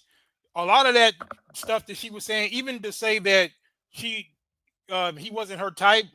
Why would you even put that out there? All she did, the reason why she was putting that out there was because she was trying to make herself seem like she's above him, right? Like she is doing him the favor. Like, oh, he wasn't my type, but I just kind of gave him a chance, blah, blah, blah. I think that she's just kind of triangulating to make it seem like, because everybody going to be questioning her, right? Like, what are you actually bringing to his life? We see what he's bringing to your life. He's the one that's the Heisman winner. He's the guy going places, going into the NFL. He's going to probably make a lot of money. We all see that as being the benefit, right? So in her mind, she has to figure out a way to try to make that quote partner relationship work as far as the perception. So that's why, when they start using that term partner, they're trying to make it seem like there's some type of equivocation, right? So all this stuff that she's doing is a way that I think kind of knock him down a peg, right? Because it is a real unimbalance if you really look at it, because I think he could do a lot better. I think even though a lot of black women, they may have a problem with some of the things we say, even though we got a lot of black women that rock heavy and watch our channel. A lot of them probably in the chat right now in the shadows. But, shout out to Isn't She Lovely? I believe this is a lady right here. Let me know, and you could correct me if I'm wrong, ladies in the chat, even some of you that are hiding in the shadows. Let me know something. Do you not think that this man could have found a black woman that looks just as good or if not better than her? As much as you guys might disagree with some of the stuff we say over here, I think we could all agree that he could have did a lot better, especially with his status and being, going where he's going. Do you think he could have found a black woman that looks better than old girl? Yes or no? And then the other question that you would need to answer is if he could do better as far as looks. Now, everybody has preferences, and maybe he just likes, the Latinas. All right, fair enough. But why wasn't there a system in place where the black women got first dibs on them? It's like I showed you earlier with the story that I gave you about the guy that I was training who was from Mississippi, who was going places, but he was very dark skinned. So like he said, a lot of black women didn't want him because he was, quote, too dark.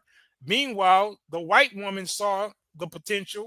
She hitched her wagon to him. And now they're probably living very well. Because like I said, even when I was training them, shortly after that, about a couple of years after that, I checked on him and he was over a whole branch. So he might be some vice president somewhere right now. But the problem is a lot of black women, they let guys like Travis and this other guy that I mentioned slip through the cracks. And then they wonder why they end up bitter and single and talking about all men ain't shit online. So that's the anatomy of how that works. But let's go. She does the TikToks and all that. They do the little videos. And so I don't know. I don't think it's made for her. I thought I heard her say she's been with other athletes in the past too. So maybe she's just not really fazed by the limelight like that. But, still you should be supportive of your significant other. So Well, she. I think that's a red flag. Dude, that's a good point, King C and Red. I forgot about that. Yes, he went to an HBCU, right? Did I thought I heard that he met her at an HBCU, which is crazy to me, right? So I think old girl, did she go to the same HBCU? Because I know allegedly her mom's black, but that's a very good point, King C and Red. Look at all those black women who had first dibs at this guy when he was in college, but they didn't want him, I guess, right? But let's go. What did Sweetie say? Sweetie 8976 says, of course, but Travis had no game in high school. See, that's the thing, though. I think that's a cultural problem. Why is it that men like him who are academic, because I guess he had a very good GPA, why is it that he's being held to a standard of a street Negro when he got to have all this game? His game should be his accomplishments. And that's the problem I have with the black community, is that there's not enough diversity as far as the standards. They have this because the black community is basically a matriarchy and it has a very feminine energy. A lot of the women, they want a lot of the guys with the swag and all of that, but then they try to make every guy fit in that box. No, you got a guy over here who may not be Mr. Swag, but he got, some education. He's smart. He's athletic or whatever. He should be held by a different standard. You should be looking at him like, okay, well, he ain't Mr. Smooth Talker, but he's going places. So I'm gonna hitch because that's what the white girls do. In case you didn't know, that's what these other women do. They don't give a goddamn about swag. They looking at where this guy's prospects are. Oh, he getting ready to go into the NFL. Okay, yeah, that's good enough. That's all the swag he needs right there. But you said it, and I'm glad you mentioned that, sweetie, because you're right. That's the reason why a lot of women didn't want him. But look what it cost them. So they could have been the same ones in the same place as the old girl right here. And then to be honest, if he would have got with the right one, this wouldn't even be an issue. But it's just funny how that all works out. Right. She's been with other athletes in the past. He said a I thought that's Yeah. that's what she was saying. But not on his level. He was like wait a I minute. thought she was talking about her crushes. Wait a minute. How long they been talking? Since They dated for 5 years. Since he's in high school. How does she talk to other athletes in the past? How is that possible? The math ain't mathing. No, That's you the know, point girls I'm trying are to make. fast nowadays. They're messing Like- with people in middle school. We should She probably probably mess with confirm guys. that before we talk about it. And she probably messed with guys who was athletes beforehand, but this guy here was like the number one high school football player in the country. She stated the people she talked to because when she said it wasn't my type, she said she doesn't have a type looks wise. She did a white cowboy, a Hispanic soccer player, some type of black guy, something. She said I really couldn't hear what she specifically said regarding the black guy. So she was talking about looks wise. They all haven't been the same. But no, it's been hitting her because I think Travis said that she's been crying, drinking a lot. So as I said, this limelight is not for her. Like I just don't get why even. How old is she? She's 23. Yeah, And she's she's a 23. predator. So because he was Y'all than as him. women are not even supposed to become alcoholics till y'all like 27. You should never become an alcoholic. Like, Y'all not even supposed to be drunks until y'all like 27 or so. So you can't even be properly diagnosed. So, but we'll get there. you don't bounce back the same at 27. I'm gonna just say that. I agree. That's when you. I agree. I agree 100%. But Yeah, speaking of 27, I think we got that many people in the building. So you hit the like. Salute to everybody in the building. Let's go. I'm gonna hold off. I'm gonna let y'all get your thoughts on Flash. What was you saying? What I was saying was like you said she dated all these types of guys. Yeah, she dated the upper echelon high school athlete guy. Then she met this guy who, like my man said, he wasn't kind of good looking. Know what I'm saying? Even though he's highly intelligent, 4.0. Know what I'm saying? Number one football player in the country. And she just followed him around and now. How do y'all determine whether or not a guy is good looking or not? Oh, he's not good looking. Yeah, we're gonna talk about that part in a minute. But Kingston and Red says she been drinking since she was about 14, probably. Yeah, I mean, look, some of us who've been around, we could tell when a woman got miles on her. If you look at all them tattoos she got, And just look at how her demeanor, how she's speaking. I can tell she's been around the block a few times, right? So yeah, so she probably was drinking at that age, to be honest, King C and Red. And Sweetie says, "You are right. Our community needs some work when it comes to many things in his life. We don't like to talk about it." Yeah, that's why we have these panels, but unfortunately, a lot of women don't want to hear it. You know, I'm glad you're in the building. I'm presuming you're a woman. Yeah, normally with names like Sweetie, that's normally a woman. So, salute to you for being in the building, and participating in the chat. But unfortunately, it's too little, too late for a lot of guys, because of guys who are in the know and we see what's going on. A lot of guys are just looking at other, going overseas and doing other things, because the so-called community is pretty much done for, because you have too many situations where they'll let guys like Travis Hunter slide through the cracks and get with these other communities because he ain't got the swag, he ain't got the looks or whatever. And meanwhile, these other women, even if they're not attracted to him, they still can look past that and see the value that he can bring. And that's unfortunately what a lot of black women don't do. And we're gonna show this right here on this panel chat. Well, because like one of the ladies just said he wasn't attractive. So, because Anton was like, how do you determine who's attractive, right? But we're gonna let them rock out. So let's get it. Yeah. I grew up with three sisters. I know what women like. Yeah, you know what women like. I'm the youngest of three sisters. What do women like? What do women like? He's not attractive. He's just not an attractive guy. Objectively speaking. See, now that's why I got a problem with it. I mean, I don't judge dudes, so all I know is this: it's really in the eye of the beholder. You can have that as an opinion, but at the end of the day, women should not be as superficial as to say, well, this dude, even if you feel like, okay, he ain't normally what you might go for as a woman, you got to look past that. And I think, unfortunately, that's what so many women mess up, because they'll look at it like, yo, I just want the dude that's she just wants the dude that's making her feel away, right? And y'all got to understand something. When I say stuff like this, I'm not knocking the fact that I understand attraction. I got my type too. I know I like what I like, but I'm a man, right? So for women, their values needs to be more based on what the dude is able to achieve. And that's what our grandmothers and mothers used to do. But nowadays, these women, I feel, are way too superficial. And that's why dudes like him keep sliding through the cracks. And they wonder why the community ain't worth shit, because all the money leaving. Because whatever money he's bringing, that could be reinforced within the community. Because the bottom line is, if things go bad between her and him, she gonna get the bag, and she could easily go and get with a Hispanic dude or some other type of dude, right?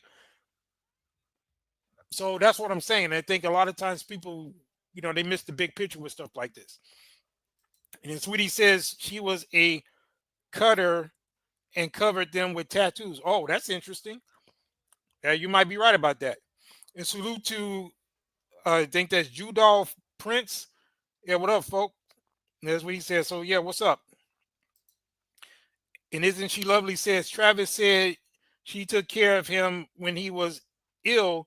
He had a lacerated liver, so I think he feels obligated to her. Oh yeah, you know what? That is a good point. Where was the black woman to do that for him? That's all I want to know. Why don't we see more black women holding guys like him down when they were on the come up? Because at the same time, you can't complain when this type of dude gets put on and he decides he don't want to deal with black women when they didn't hold him down. Because that's a good point, isn't she lovely? I'm glad you pointed that out. That's precisely why he's rocking with her so heavy. It ain't only because he's P-whipped, although that's a part of it, or that he's a quote simp. And like I said, I'm going to be very lenient with him when it comes to calling him a simp. But the bottom line is, if what you're saying is true, which I believe it is, that's the reason why he's holding her down. Now that people's coming for her, he feels obligated to protect her. So that's a part of it as well. But let's get it. And what I would say most women would like, I would venture off to assume that most women on this panel would say that he's more unattractive. That's a fact. I think most athletes are unattractive though. Is the dark skin, the height, the teeth.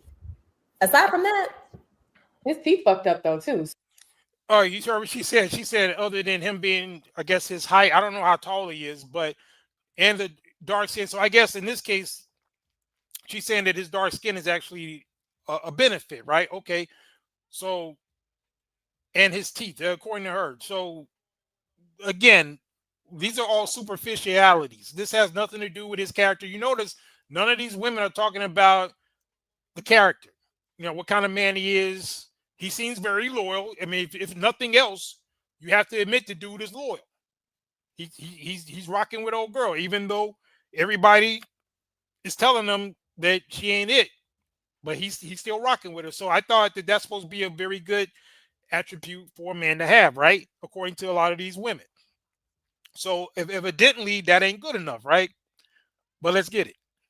So no, are they? I didn't see it. Maybe I I saw saw his smile. He has a nice smile. Y'all talking Probably. like y'all really give a fuck about what his teeth look like.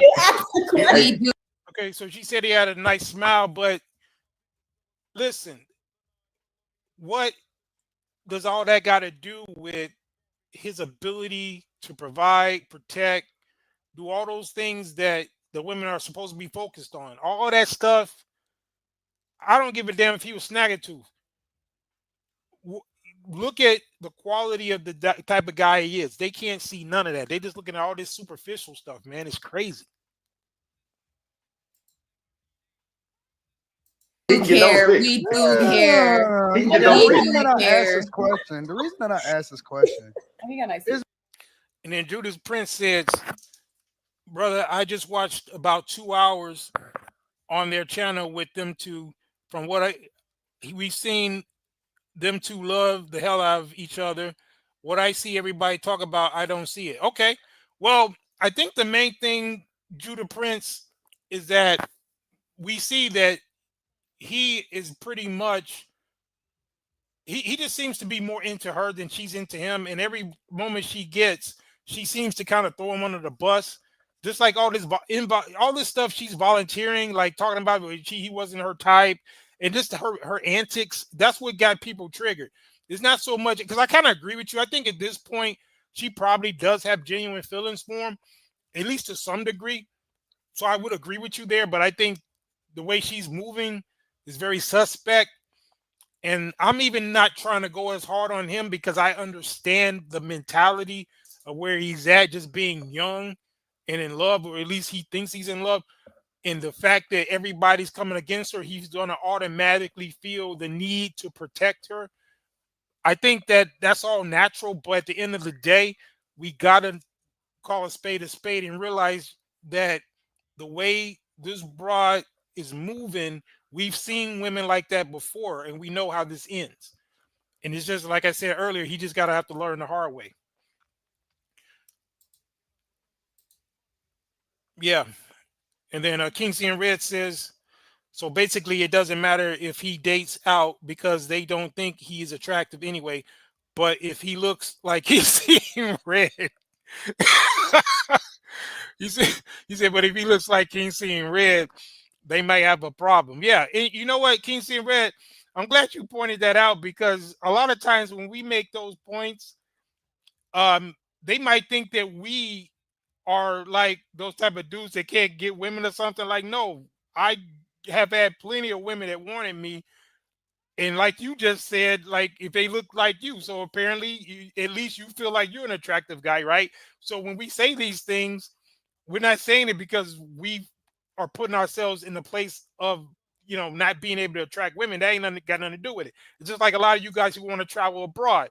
It ain't because you can't get no woman in America. It's because you want quality, you want better value, and that's why it's just like if you got money and you want to get a better price, instead of buying at one store, you go into the other store to give you a better deal, right? So Yeah, it could be whether it's going in on the looks thing or the height thing. I think it's all stupid because, like I said, I'm a tall guy. I'm over 6 feet tall, but I think it's dumb for women who are 5'5" or whatever to want to do this over 6 feet. I understand a guy being taller than her, like just say if she's, like I said, 5'5" or 5'6", and she wants to do 5'8", 5'9". I think that's perfectly fine. But you got to have a dude over 6 feet, and that's coming from a dude who I benefited from heightism. I benefited from that type of stuff, but I still think it's dumb because I see the impact that it has. And then when you get a guy like Travis and others, wonder why they end up in these bad situations is because they overlook dudes for dumb shit like that. That's the reason why I'm pointing this shit out, because you just see it's like over and over again. They keep hitting their head up against the goddamn wall, and they wonder why they got a headache. It's crazy. But let's go. Because we love us a Colgate mouth. Oh, wait a minute. No, he's just not attractive. I'm sorry. When did women start turning guys down? That's at the top of the totem pole. Yeah, see, well, Anton, I get the point he's making, but what he don't understand is, in this particular instance, is that these women are very much superficial. Like the one talking about a Colgate mouth, they talking about teeth and dental. I'm like, listen, unless you a damn dentist, and look, I can understand because I'm very big on hygiene and dental hygiene and all that, but what does any of that got to do with him as a man? That's the only thing. Everything that these women are talking about is all superficial. That's what I want you to notice. The reason why I want you to pay attention to this panel. But let's go. What do you mean? Attraction. Like we're talking about him specifically, attraction like is with money, or for him without money. But you can't talk about him without money because he got. No, I'm just saying, like, Yeah, that's the other thing, D. A lot of these women, they're coming with all this laundry list of expectations and stuff, but you're not coming with a fresh body. You're coming with freaking the ghost of 15 dudes semen up in you, and you're talking about all what you want. It's crazy to me. And like I said, this female, even the one that Travis is with, like King San Red pointed out, she had like 4 or 5 bodies that we know about before he got to her. So it's ridiculous, but let's get it. If he had no money, then he's not going to be considered attractive. A woman will look past that though if he got some type of resources, but if he don't, yeah, Judah Prince, I think he liked that comment about the ghost of 15 dudes. Oh yeah, that's what they got, bro. Let's go. But he's always had. But I was also going to add to it that a lot of times a woman will take a average looking dude if he's taller versus a guy who's more attractive. If he's wait. Listen, let's really put it in perspective. I was gonna say the unattractive dude black been man. the top dog. He been the number one since he came out of his mother's womb. Yeah. I don't care what his teeth like. I don't care if he look like Elmer Fudd. The nigga is attractive to all of y'all. No. Jay said it a long time ago. I'm a billionaire. I'm cute. What you talking about? No, we're talking about just face. Anton a damn fool. I don't know if he's trolling or what, but I think Anton might actually believe that. I think what he's conflating is actual achievements. The thing that as a man, what we look at, like we're looking at the value as far as what a man has achieved, what his potential, what he's able to do. That's what is a merit that a man has among men. When it comes to these modern women, they don't really look at that as much, at least in the beginning, right? They're looking like what the women are trying to tell them is no, they're just looking at it strictly from a superficial level. So he's underestimating how superficial these women are because they're saying, nope, they're talking about just his face, just his teeth, and all this other stuff. Anton's talking about, no, they're attractive to you. Well, he's attracted to you because of this, this, and this. They ain't looking at that. They looking strictly at his phenotype. But let's go. Just face. Hey, look, You are I'll not. say this. You are never going to remove the resources from the face. You don't That's the separate thing. the two. I didn't know who he was. So I'm the way you asked me the question. And when you found out who he was, it turned I different. mean, It's different. I mean, like but my thing is what I'm saying is my question was from me just finding about him today. If I just saw him on the street, that's how I'm taking the question. Like, just money aside, yeah, he's gonna be considered more attractive to women.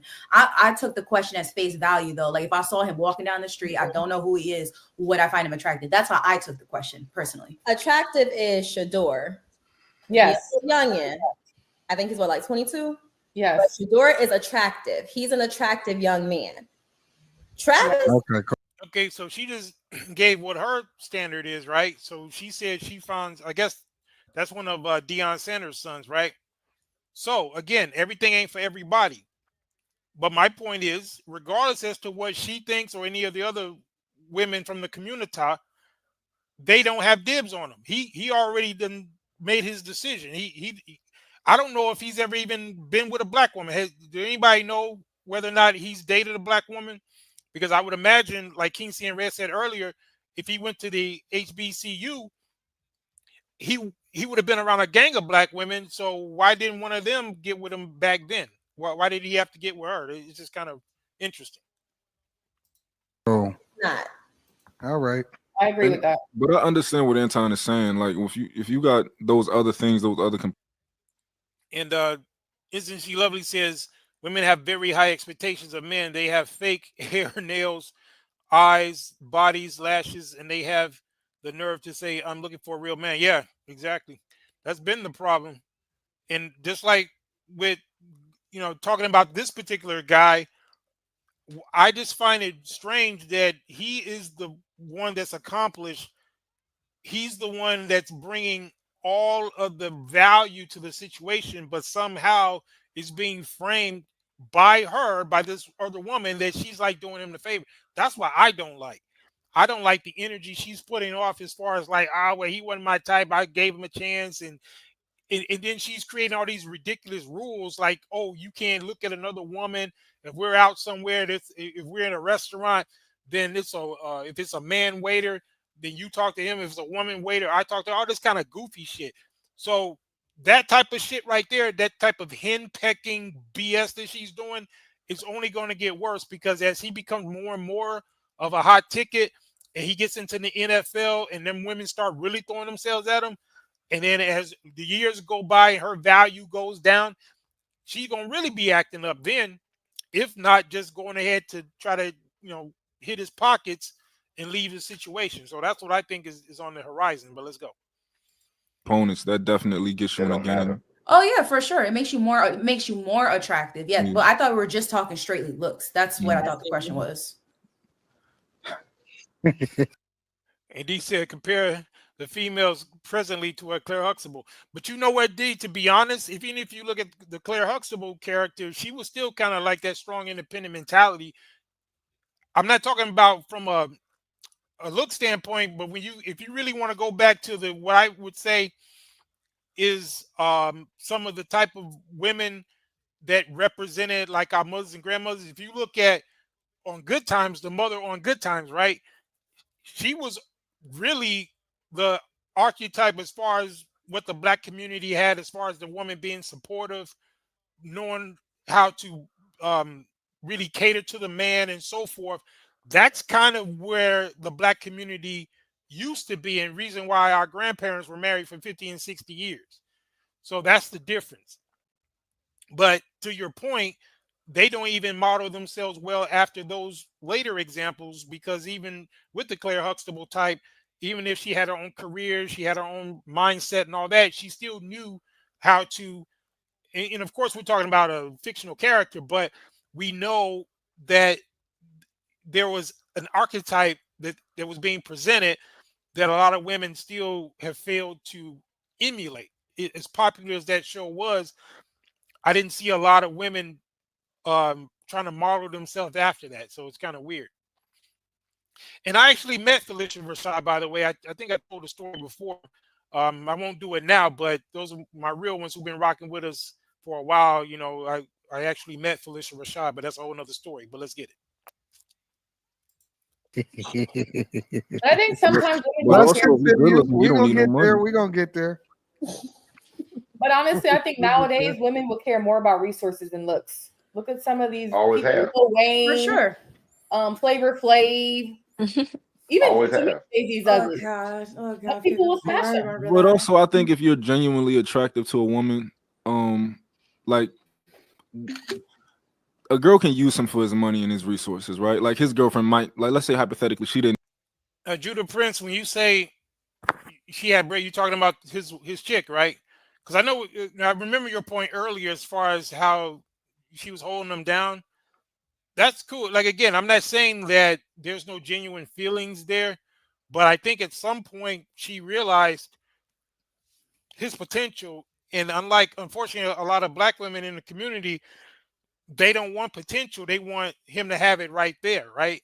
So what these other women do of these other communities, they're very strategic as far as they make sure that they get positioned in a way to where they can look as though they're rocking with him when he don't have nothing, even though they know he's good for the money. They know at some point he's going to come up and they're going to get that ROI or that return on investment. So it's not all, I'm not saying it wasn't genuine. I don't know, but there are women from those communities. And I think one of those, we played a clip a while ago. It was a guy, I think he was a friend to some of the NBA players, right? And he was saying that a lot of those white girls, what they'll do when they're in college, and these guys, they're on these teams and whatnot, and they don't have any money at the time. Those white girls, they be picking up the tab. They be the ones buying these dudes food and all that. That one of those young men, he made a video talking to the black women. He was saying, because I think it was during one of those drafts. What some of you might remember exactly. I think it was either may have been an NFL draft or maybe it was an NBA draft. But all of these guys that were being drafted had white girls at that particular conference, right? It was ridiculous, all of them. And so one of the dudes, I mean, I guess a guy who was a friend to some of those guys, he made a video explaining to the women why it was like that. He said, well, them girls, they come in and they don't care about going to no $200 dinner.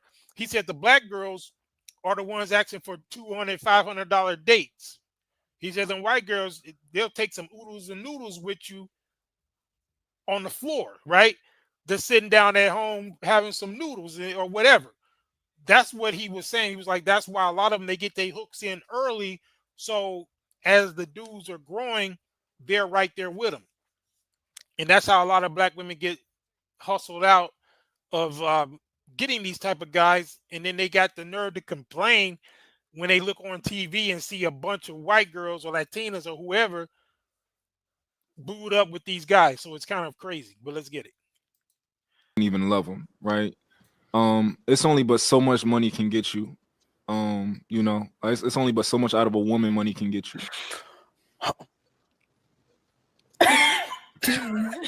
Ladies. I don't care what picture y'all put up of me. Y'all can sit here and cap all you motherfucking I want. wanted to show. See, that's the thing. D, you're right. We don't have the options, at least in the West, to be honest. And as someone who doesn't live in the West, I know that there are a lot more options globally in other places, parts of the world. But you're absolutely right. Specifically in the West, men just don't have the options that they used to have. I don't believe not one of y'all, since we want to go down that path, I don't believe not one of y'all, not a one, is turning down Travis Hunter. Not one. Not one. I don't I'm married, care so what y'all talking about. I'm married. All of this going out the window when he walk up.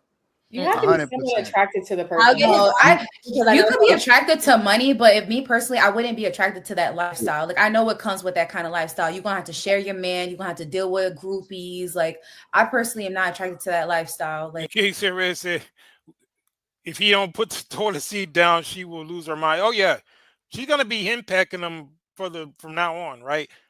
It's just like what she said before when she claimed she was the reason why she didn't want to kiss him or whatever when they were at the game and she was giving him attitude. She talking about she was mad at the security. I'm like, well, okay, then why are you taking that on him? So that shows right there that she has an ability to have this misplaced anger where she's going to take things out on him. Even things that ain't really nothing, the small little things, she would blow it up into something. So that's the issue. Let's get it. There's more to money. For me, I really feel like if you grow up on morals, there's more to just money. Like, yes, would you prefer a man that has more resources than not? Yes. Oh, D, when you're talking about Claire Huxtable, you're talking about just the looks only? Oh, okay. But me personally, I would not want what comes with that lifestyle. Like, there's just too much. There's just too much that you have to sacrifice. Right. Other baby mom. Yeah, that was my point. Because I thought you were just bigging her up because of the role, as far as the type of woman she was. But yeah, if you're just talking about looks, okay, fine. But I was definitely, making reference to, like, if you look at the mother on Good Times, even though, we're not comparing, we're not talking about looks, we're just talking about behavior and being supportive of her man. So that was more in line with how our mothers and grandmothers were. That's all I was saying, but let's go. You got to share your dude. Cap. You can say cap, but that's kind of if that's the kind of women it. you're used to, then that's kind of sad. But Why is this on me? We ain't talking about me. I don't have nothing to do I'm with just saying, like, I just feel like it's so sad that I feel like a lot of I feel like the way women are portrayed nowadays is that that is like the Main Street thing, that all women will just trade in everything for a check. And I really think that's sad because women that have morals and values don't get noticed enough. Or I just feel maybe the tide is changing and morals and values don't really matter to people anymore. I just feel like it's sad because if I'm being honest, I could have been a sugar baby, but I don't like that lifestyle. Like, to me, that's not cute to me. I want my man to be my man. You have one kid, that's me. You faithful to me, loyal to me. I rather have. First of all, that's assuming that he's auto. You heard what she did. You heard what the Latina or the exotical or whoever she is. You heard what she said, right? I'm like, well, if you get a guy like that, that's cool if he agrees to that. But a lot of women want a guy who other women want and want a guy who has options. So it's a trade-off. If you're going to get the guy who has where you want to call it the swag, he got the height, he got the looks, whatever, and he got the money, then that's what a lot of women want. And I think that a lot of times women don't understand how contradictory things are. Now, she's talking about how Travis isn't attractive, but if she is with a guy who she feels is attractive or that other women find attractive, then there's a higher probability that he will deal with those other situations. That whereas a guy like Travis, who, if she believes or is not as attractive or that other women may not find as attractive, then that should be her type of person, right? That would make sense because the priority for her, based on what she said, was she wants a man that's just for her. That ain't gonna be looking at no other woman, just gonna be all up on her. Okay, fine, because that's kind of what old girl has, the girl that's with Travis. Because you notice we got a clip of him saying the same thing. Well, he don't want to look at nobody else. It's just for her, right? Because he may not have the options, right? That's one thing. And then again, he feels a sense of loyalty to her as well. But let's get it. Automatically gonna cheat on you just because he's a high he profile is guy. an athlete though. They're known for, it's like dating a rapper. Like, you know what's gonna come with the territory. Like, I agree. That's why when Cardi B got played, I was like, girl. I don't think Travis will cheat on his fiance because D said at work right now, a Hispanic couple are the janitors and she's pregnant. Yeah. So again, they don't care about that stuff. That's in a whole other community. Them Hispanic women, they with janitors, all Jose or whoever the dude is, who's your gardener, your roofer. And let me tell you something. I've hired a lot of guys, like with the real estate that I had, and I would hire Mexicans to do work. All them dudes had women, and I don't care if I hired a dude to clean out the damn gutters, to clean out the basement, clean out the attics. All them dudes had women or families. I don't care what kind of dirty jobs they was doing. Women apparently did not have no problem with Hector cleaning out a Negro's gutters, because I definitely had some Hispanic men working jobs that, you know, I wouldn't do. You know, I made sure I paid them fairly, but the bottom line was, to D's point, with these janitors or whatever, all these Mexican guys or Hispanic dudes, they doing all types of BS jobs. Their women ain't tripping off of that. So that's what I'm talking about. It's like a difference in cultural values. It just, for some reason, is something unique about the Afro-American black woman who has this entitlement to where she's getting herself not even the option to get the top type of dudes. I'm going to ask you guys something. And salute to the chat. Y'all still rocking in here heavy. Salute to all y'all. But I got a question for you guys, right? Do you think that another community, I don't care if you call it, it could be the white community, Asian community, what have you, do you think that the men in those communities who are, just say, going places, just say you take the draft picks of the white guys who are going into the NFL, do you think that there are other groups of women, particularly black women, that are their top choices? Do you think that the black women could go into these other communities, like what this Hispanic woman and so many others have done, where they get to be right there front and center, and they're the top choice for these other guys? How come all these other women, they can double dip? They can be the top choices in their own community.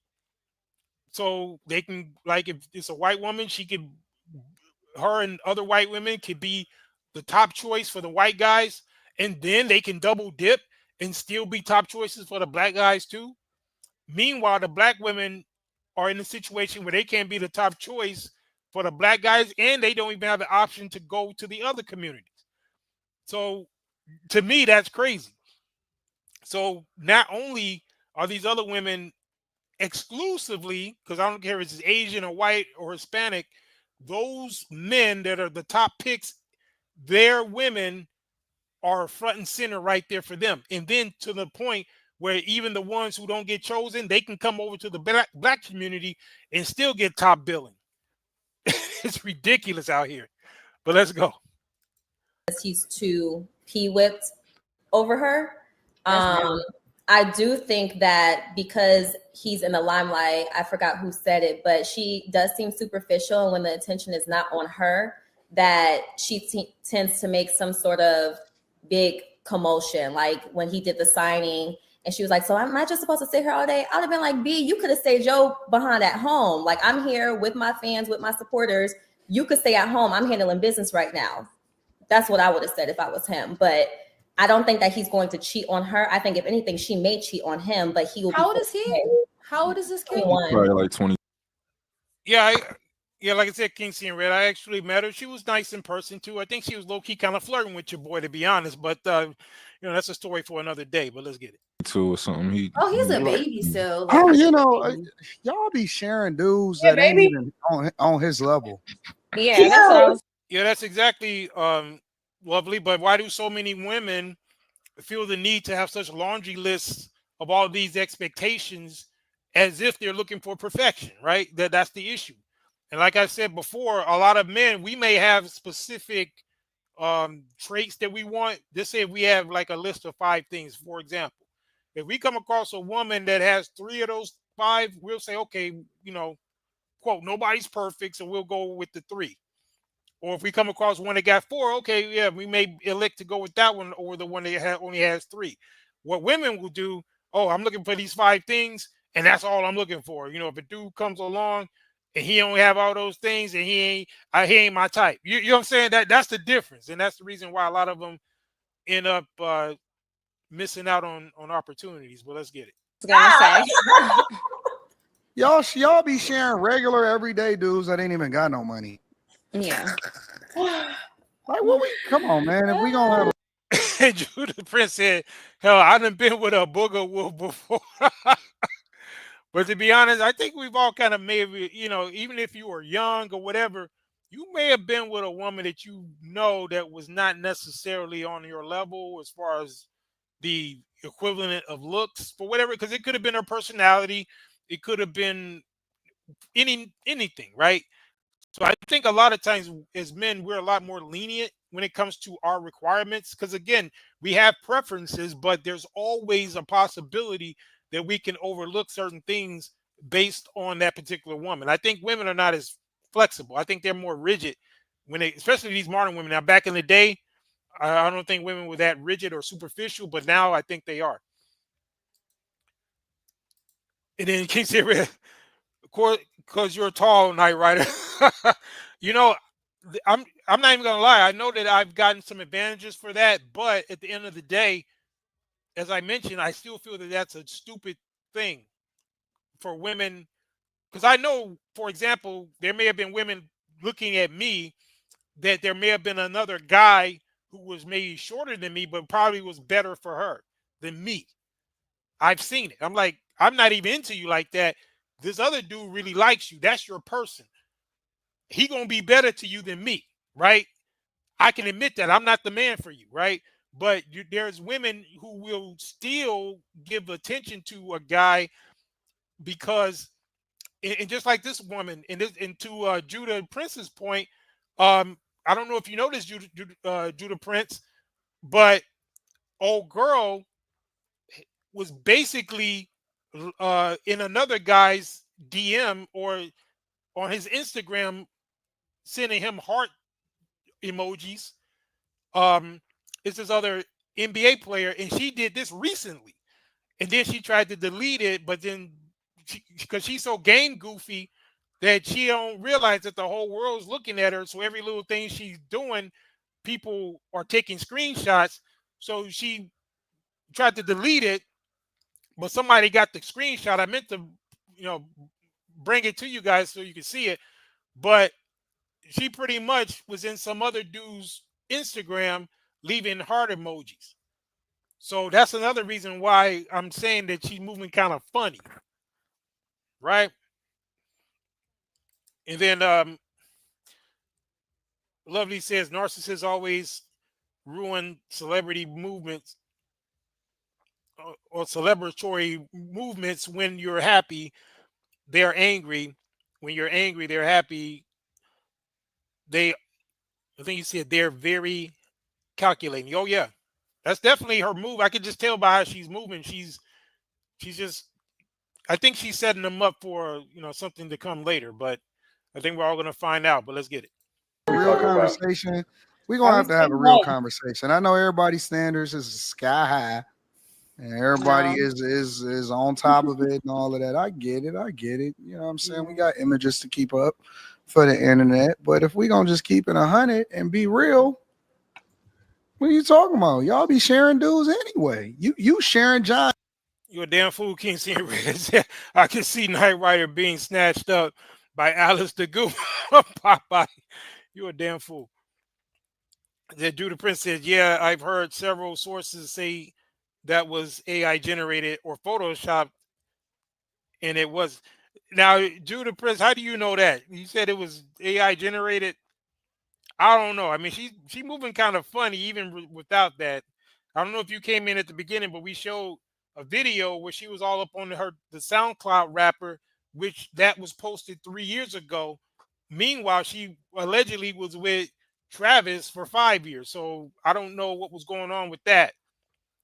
So if you could explain that, because again, that math ain't mathing either. But let's get it. John. Willingly or unwillingly? So are you saying if we're gonna share? So Anton, are you saying if we're gonna share a man, we might as well share a successful man? Is that what you're basically saying? No, I'm not telling you that you should or shouldn't do anything. I'm speaking to the nature of women, and for some reason, because I'm not talking about y'all in particular, but y'all are representative of women because y'all are women, and then we speaking to the majority. And when I speak about the majority, because again, I don't use anybody's personal situation on this panel, but in a general sense, if you're going to speak to the majority of what your sisters are doing out here, come on, man. Oh yeah, for sure. They populating with the 18% of men. They using the same baby daddies over and over and over again. Women's standards go Now, what that mixed chick just said, isn't that what we've been talking about? Now, remember, they used to deny that. So I don't know if that's officially, if it's been accepted, but she basically said what has been talked about ad nauseum as far as the 18 to 20% that they're all the women in the community are sharing, right? And that's the reason why you have in certain places like down in Memphis, I believe you have like there was a case of like 3 guys between them, they had like 80 kids or some goofy shit like that. Ridiculous. But anyway, let's go. Through the roof when they on the internet. So the other 80% of men ain't got no chance. They do. That's They got it. chances They have a too. chance. They got chances. That's what I'm saying. They got chances. I know What is what's it like? happening. 1/3 of men report like being virgins or not having sex like at all. Like that's really sad. But it's true. Like women are definitely sharing the same man over and over again. Like it's kind of weird. Women though. outnumber men too, though. So Yeah. I think it's kind of inevitable. I don't think she's a red flag though. I think she's the typical girl who dates athletes. She said like that, and like that's something that matters. She said like the women outnumber men. Yeah, that makes it worse. So that means like there shouldn't be a reason for all of them to be chasing after the same dude. You know, I would think that if anything, they should, since they're sharing men anyway, they shouldn't have a problem with sharing the dudes who are better guys as opposed to the ones who are just running through them, giving them a bunch of kids, which hence creating the community as it is. But it's, you know, it's kind of interesting. That's a red flag. That's not a red flag because it's going to be somebody. If it's not her, it's going to be somebody. It's going to be another woman. Was she There an are athlete going to in be high red school? flags. No. So. Does anybody know anything? What is her? I'm not even sure what point she was trying to make. She's talking about like if it's not her, it's going to be another woman. Well, unfortunately for a lot of black women, it won't be one of them because he wasn't cultured in such a way as to value black women, because a lot of black women don't value themselves. And that's the reason why, like I said earlier, a lot of these women from these other communities and backgrounds, they can get first dibs at the best and brightest of the black community, while at the same time having exclusive access to their own community as well. I don't really know anything about any of these people. Was she an athlete? Because I know that athletes usually date athletes. Is that why she dates athletes? No. Or she Women, just all women The date. flag is on him for choosing. All women date athletes. Yeah. Like, I think that she should communicate with some of the other WAGs and learn how to, because at the end of the day, that is his fiance. That's going to be his wife. So in order to learn how to deal with public scrutiny, because she's not really fit for it, she can either adjust to the lifestyle. Damn, that's crazy. Is that true? So that, yeah, we played that video from Naughty Slim. So he's from Tennessee, huh? And she wanted to get married. Oh shit. See, hey, Judah Prince. That's what I'm talking about. It's just some funny style stuff going on. That's the reason why. I'm not hating. I'm not trying to throw rain on this young brother's parade. Nothing like that. Everybody who's trying to warn dude, it's because of funny style stuff like that. I didn't even know that. Like this guy that she was in the video with, he's from Tennessee and she wanted to get married in Tennessee. And somebody in Shadur asked him why Tennessee, and that's why he wanted to get, because it was basically her. That's crazy. And another thing I would be looking into is what are the marriage laws down there? That's what I want to know. So, because it got to be a strategic reason why she want to get married in Tennessee, unless she's from there, which I don't know if she is. But let's get it. Talk to other WAGs. You know, look at inspiration from the Savannah James and the Vanessa Bryants and all of them, and just see how to properly operate in public. And King Red says, so by her logic, if it's inevitable, then why get mad if he has more than one woman? Exactly. And I think if she does that, this wouldn't be an issue for her. But because it's new and she is used to getting all of the attention, that's where the issue is lying. But just take up some mentorship from the other WAGs, and I'm sure that she'll be fine. I don't think that she's a red flag. I think that women are a red flag in general. All right. So I don't think it's unique to her. She young. She, you know what I'm saying? Town has a point there, but look, there's a difference between being a red flag and just being able to function and move the way she should be moving, which is silent. We shouldn't know as much about this broad as we know. I mean, let's look at this for a minute. We're talking more about this than his actual achievement. So this guy won the Heisman. He's a great athlete. He got a great story because I believe his father's locked up. And in fact, I think the next thing we're going to get into a little later is his parents, right? But the fact that we even talking about this, broad, we have to because of what she did, because of how she's moving. That's why it's a topic of a conversation. But the way she's moving is very distracting to his overall achievements. And I think if for nothing else, that's why she's a red flag. So let's get it. Going nowhere. She's certainly not going to give him up. That's number one. But his situation is a red flag. And that's the thing that people are trying to say. It's not about commenting on a young relationship. Yeah, if you're talking about in Tennessee, I see that.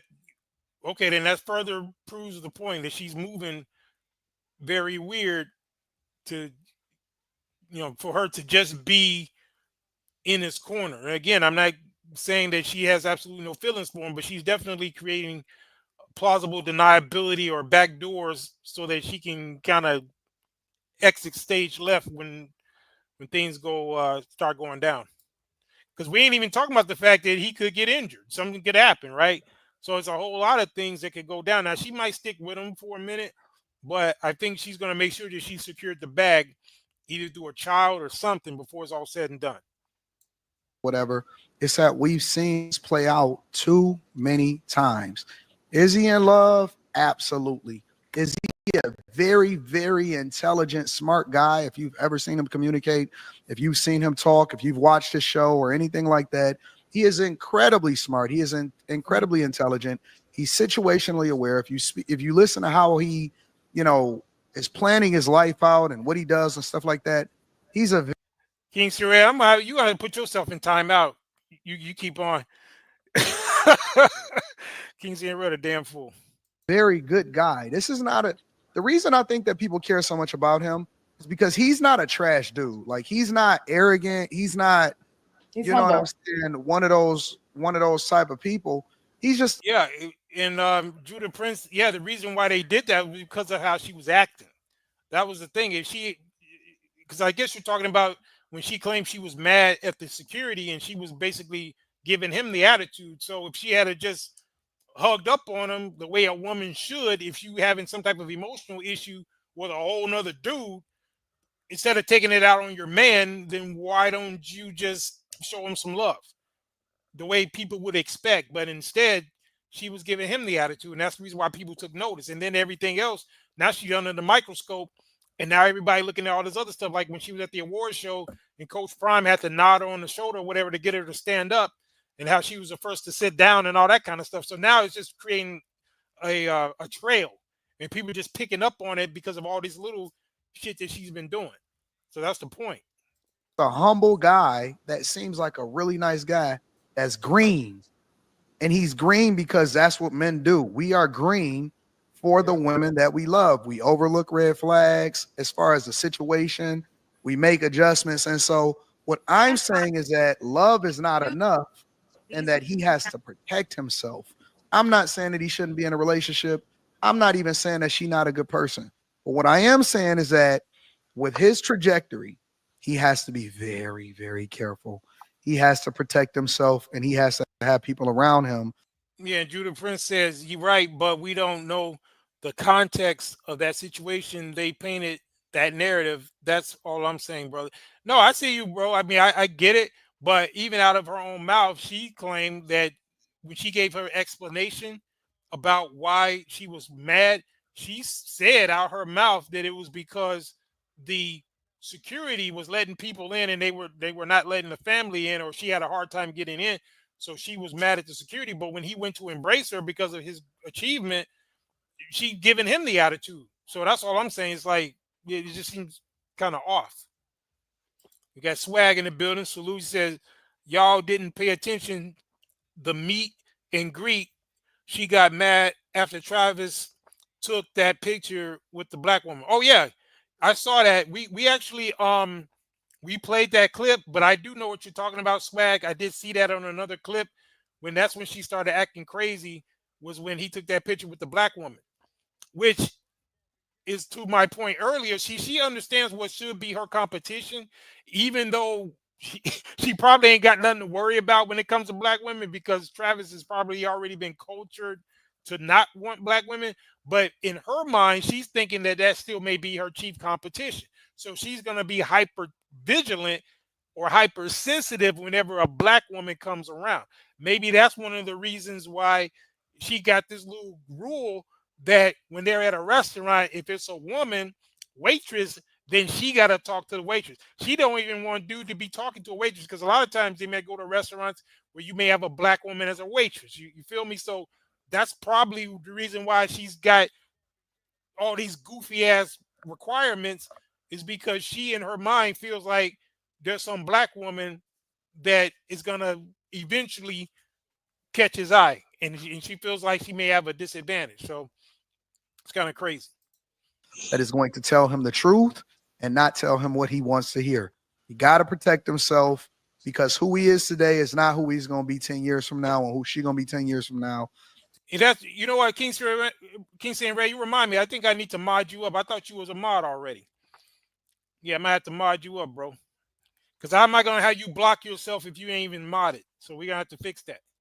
And because she didn't help him get it out the mud, because it's not a normal situation in which he's an extraordinary player that is probably going to be maybe even a billionaire someday, he has to take extra precautions that us regular everyday folk don't have to take if you had it. So, Lovely, you saying that on top of everything else, she got mental problems? Yeah, he really going to be in trouble. If you got a person that was getting it with you out the mud. So all I'm saying is, I think the situation and the way that he's going into it blind is green. I think that that's a red flag. I can't necessarily speak on her because I don't know anything outside of that video where she was saying that he wasn't his type. But I don't even put that on her shoulders, because that's how all women are. That's how all women are. He not till he is. He not till he is. Even some of the dudes that a lot of y'all chicks out here that's watching this show has married was not originally your type. He was not originally your type. That's the dude that you wind up getting with and rocking with, and he happy with your little stankin' draws. But in reality, that's probably he's probably a representation of the dude that you originally passed up and was able to circle back and get that type before it was too late. But that most of these guys that y'all wind up getting with is not even. Yeah, that's a good point, Swag. He says, I give her no pass on mental issues. How many 22-year-old black men get excuses? We have to suck it up after being criticized. Yeah, pretty much. Yep. Let's go. Originally your type. You know what I'm saying? Like, we all most of us, 98% of us is just regular everyday people. Real talk. Exactly. And she got him down like that. She said, don't look at another woman in the eye. It's crazy. So I don't know where all of this, where these standards be coming from these women, man. I don't know where that come from.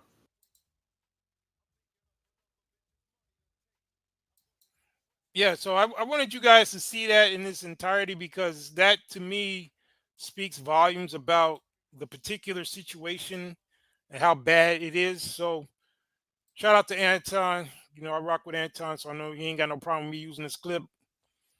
Another brother I rock with, that I think made a pretty good point I want to show is, I think I got a clip from Saint and Sinner. Came across my desk. Let me see if this is the one right here. No, I think it's this one. Hold on. I didn't respond to him. He wasn't my type. We'll be fine. Wow, so that was crazy. She said, I didn't respond to him. He wasn't my type. I didn't respond. He wasn't my type. I have a big nose. So What does that mean? Not your type. He doesn't drink. Maybe that was it. Because you said tequila runs in your veins. He has morals. Maybe that. You said, I think that's women in general. Hell, my girl was like that for. Yeah, it is. I mean, some of this, it is just women's nature, you know, and that's okay. I think the main trigger point that people had is when they see how young and how inexperienced he is, and then obviously she's more experienced than him, and the way she's talking about him, and the way, and it doesn't fit the actual status of who this man is. He deserves to be respected more for his position, although his behavior is what's encouraging her to do what he's doing. I mean, do what she's doing. So that's the problem. But like I said earlier, youth is wasted on the young. So he's just going to have to learn the hard way, unfortunately. But let's get it. That is it. Or maybe he has those quintessentially African, West African Negroid features that you don't find attractive. Maybe that was it. And maybe that's why he's so thankful to have you, you dusty little dirt bird. He's happy. Same incentive, you tripping me out. But yeah, he gonna make a particular point that I like. That's why I'm gonna show this clip. And shout out to him. I've been on his show before. I'm gonna see if maybe we could do a collab. You guys heard it here first. Since you guys rocking with us so late right now, you're still in the building. We might be one of our next collabs might be with Sane. I'm gonna reach out to him because you know we've had conversations before, so I think that'll be a very good thing. Get them over on the Night Riders, chop it up for a few. Well, let's get it. Happy to have you because he was made fun of for those quintessentially West African Negroid features. He was made fun of, wasn't viewed as attractive, didn't get the women he wanted, and then when he got you, he felt it was a come up, and it was also a way to eradicate a bit of his DNA and produce a child that would be more acceptable and palatable to the masses.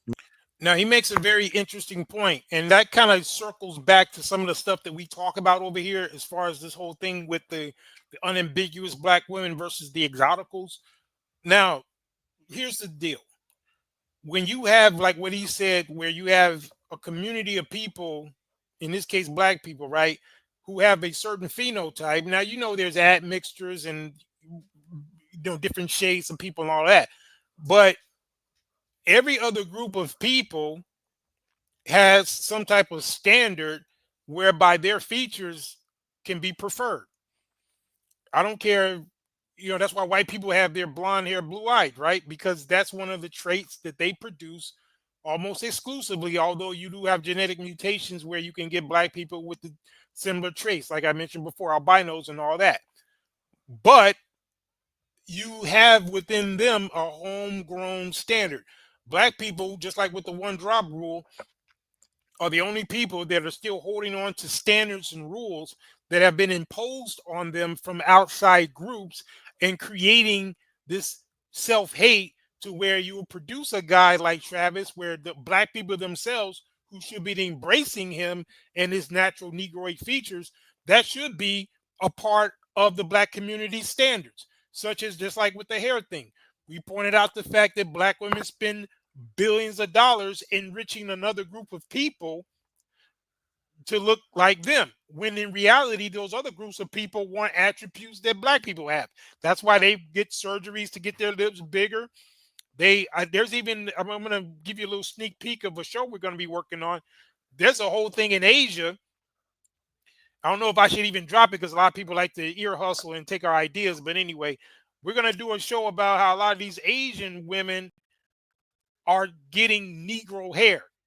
I don't know how they're doing it. We're going to research it, but they're growing afros and they want the natural black hair look. So isn't that weird that you got Asian women selling black women Asian hair, and black women, they don't want their own hair, but these Asian women, there's a trend where they're trying to get Negroid style hair. It's ridiculous. But I like what Satan Center is going to say here, because he's pointing out the fact that you have basically a guy who, because he has not felt like he was attractive by his own community to build his esteem to the point where he's valuing a chick that by a lot of our standards like I said, I give her a 4. I don't think she's, I don't even think she's average. You know what I mean? That's just my standard. But it's weird because he's pedestalizing her when he could do a lot better, even with a black woman from his own community who should have had first dibs on him, but because of the self-hate, they don't get themselves in the positions to even be a competition for a woman like that. But it's weird. But let's get it. My Dr. Umar bag. But we're going to get back out the bag. You see, because I'm not against miscegenation or interracial dating, I'm against self-hatred. And in many cases, Exactly, King C and Red. Yep, like Michael. He was a victim of that as well. Cases, you can see when these persons do certain things, like when you have a turbo black, super black Sudanese woman that ends up with like some white dude. Now, it'd be one thing if she lived in Sudan and she got with a European dude to make a come up. I can't knock the hustle. But when you are born and raised in the United States and then you get with a white man, we know that it's to eradicate some of your blackness. Yep, you said it, Judah Prince. But it would be better if there was not so much self-inflicted hate, and that comes from the lack of a proper cultural development as far as self-love, and people creating a standard for their own group and the traits that black people produce naturally. Like there shouldn't be a reason that black people don't control billions of dollars of industry to control their own skincare, control their own hair care. There should be a multi-billion-dollar industry, just like what I mentioned earlier. If there's Asian women who want to get Negroid style hair, then you know who should be controlling that market? Black women. They should say, okay, you want hair like us? Instead of black women buying their hair, they could have flipped the script and had all these other women who all got the same type of hair, straight hair, which could be more boring, and all the stuff that black women could do. And we pointed out, I think it was me and Shadow Zulu, we pointed out the fact that black women look very good when they do those Afro puffs, and they're the only ones that can do it. But I think that's a nice look for it depends on the black woman, but a lot of them can rock that and they look good with it.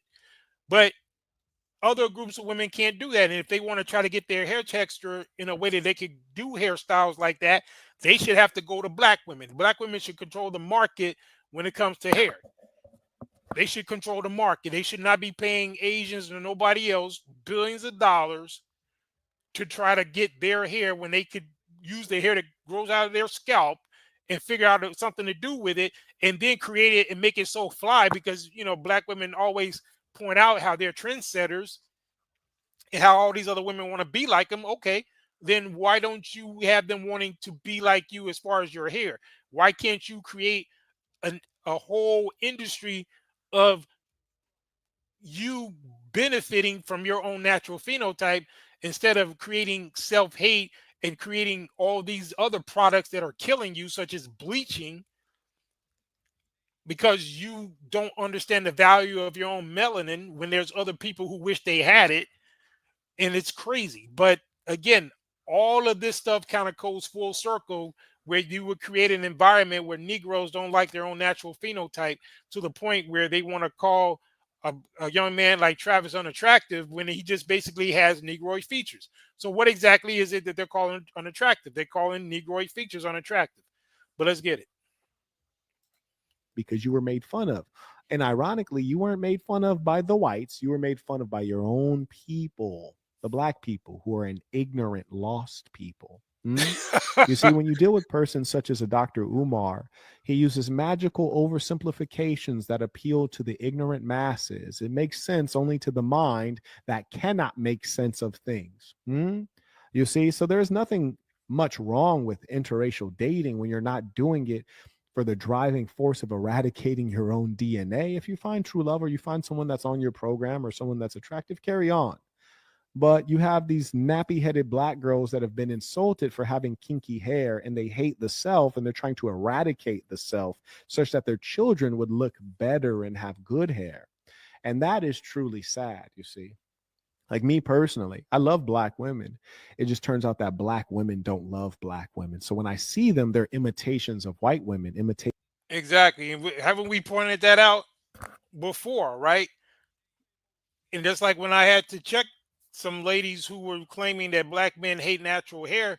I'm like, yo, where you get that from? That's a projection. You guys are the one that hate black hair to the point where you've made billionaires out of other communities because you want to spend your money looking like something else as opposed to who you really are. And that's the problem, or at least one of the problems. Well, let's go. Their racial features such as colored eyes or long hair that hangs down. And me personally, I always go for the genuine article, right? It's like, I'm not going to buy some imitation Jordans. I'd rather just get real Jordans. So I'm not going to get a ratchet black girl with a blonde wig. I can just go get a blonde woman if that's my thing, which it's not. They shed too much, man. White girls shed too much. You can't even properly cheat. Their hair is everywhere. So now you're going on a tangent about that, but I thought that was Marquette's preference, but shout out to him. You know, he clarified that, but let's get it. Be lint rolling for like 30 years. You didn't lint roll your whole damn house trying to bring in your other girl. This white girl got hair everywhere. Got to clean out they sinks and everything. White girls are too messy. I can't deal with them. Matter of fact, if you got a white side piece, you need to tell her before you leave, take all your stuff with you. Don't take all these hairs too. Gather up these hairs. Hand that brought a lint brush. Tell her to do work. Yes, indeed. It's hard to cheat with them. There's too much hair. It's too much hair. But anyways, back to my Dr. Umar bag, if you don't mind. Back to Ifatunde, King Kong consciousness, if you don't mind. Yeah, we like to call him a cookie monster around these parts, but that's a story for other days. Let's get it. Marquette, why is this super athletic black fella with this ugly, ugly girl? Well, here's why, ladies and saints. Look at his face. And it's not because he's unattractive. It's because it's a specific type of look that has been categorized as unattractive in the hells of North America. Now, that's a very interesting point what Marquez said right there. And that kind of ties into what I said. Look, guys, when it comes to beauty and standards, it's all arbitrary. And like Marquez said, it's not so much as he's, quote, ugly as it is that his phenotype has been kind of demonized, because we got to remember that black people were stripped of their culture, their norms, their mores, their standards. And when they, became slaves, it pretty much undermined whatever standards, because we got research to show that there was a time when black people were the standard and all these other races of people felt that black people were the more beautiful people, just like, with the noses and the lips and everything. If you look at like the ancient, the Sphinx and all that, it had that Negro nose on it, the Negro lips, and that's why they blew it off and all that, because they knew that they were bringing in a whole new standard with the more narrow features and the more European standards. So I think it's a mind game, because that's why you look at, all of us have different ideas of what might be attractive in a different range. But when you deal with a system that's in place and another group of people are imposing on you their standards, and it's crazy how much of a mind flip that does, to the point where even some of those same women of that community will find a guy like Travis Hunter attractive. Like, I guarantee you, there's a bunch of Beckys who would love to get their hands on Travis. They don't care about that. They will find him attractive just the way he is. Meanwhile, Negroes have been hyper taught, they've been hyper culturalized to hate everything that is naturally them. That's why I said you could have people from other communities who want to darken themselves, who want to get broader features, bigger lips, and all of that, even Negro hair, and they're willing to pay for it.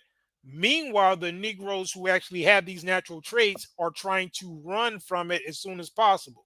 So that was a very good point he said. I'm going to run that back. I don't know if you guys caught it. I'm going to let him cook again. Let's get it. With this ugly, ugly girl. Well, here's why, ladies and saints. Look at his face. And it's not because he's unattractive. It's because it's a specific type of look that has been categorized as unattractive in the hells of North America. Yep. So that's pretty much the point right there. And that's the reason why it creates this whole cycle of self-hate. But, Negroes don't like to look at things for what they are. But let's go. You see, he has the wide, flat nose, which is not, in fact, unattractive. It is only defined as unattractive in a Eurocentric model, which we operate on in the West. Yep. So that is a very good point. And I've made those same type of points myself. And like I said, when the Saint and I had our conversation, I was talking to him about the fact that in a lot of the historical cultures, it was not matriarchal like it is in the black community. It was matrilineal, but and the difference is the men still ran everything, but the culture in Egypt and Nubia and all that was that the um, mother is where the kid got his identity from, which is it was a matrilineal. The line comes through the woman in these ancient cultures, but that speaks volumes to the difference between what's going on in the black community right now, which is matriarchal, and it's these black women now who've been misled and brainwashed themselves because women don't necessarily create cultures, they preserve culture, and the culture that these women have grown up in is the culture that's by the dominant white society. So all those values these women have internalized and they poured it on their children, and it's a very anti-black in terms of its hatred of everything that's naturally black. So these women become hyper enforcers of that self-hate. So that's what's going on. See, because we are in a land that has not been dominated by people with our phenotype. So of course, you're always going to say that whatever you are is the best, right? Of course. So opposite of a nose that shoots down from the brow, opposite of a narrow nose bridge and a large nose that protrudes from the face, you say the opposite, which would be a flat, wide nose, is unattractive. Not because it is in fact unattractive, but rather merely because it is opposite of what you are. And you're saying you're the ideal, and any deviation from that is less than. Let me teach. So you have someone who has become renowned in the hells of North America, where there is a Eurocentric standard of beauty. And so he's always felt ugly.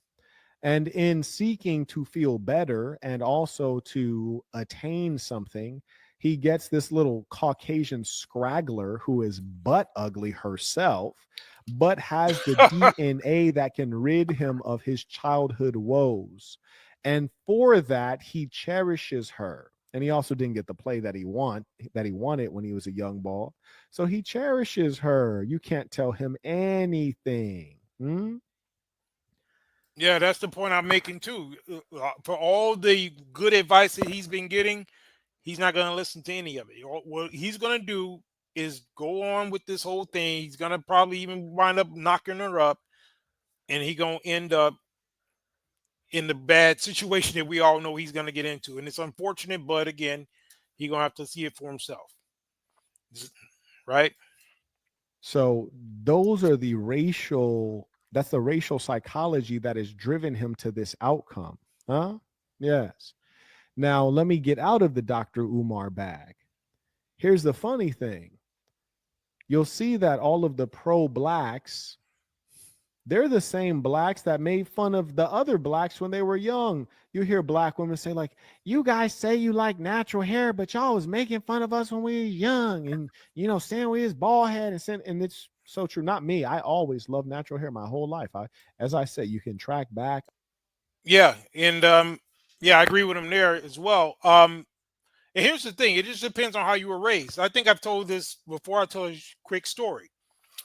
I'm actually the product of a woman, my mother, who was very much self-aware in terms of her wanting to instill within her children self-love, right? Because my mother is a lighter brown complexion, but my father, who's very dark, that's why I'm kind of dark brown, she made a concerted effort to make sure that her children were a nice dark chocolatey color that she herself wished she had.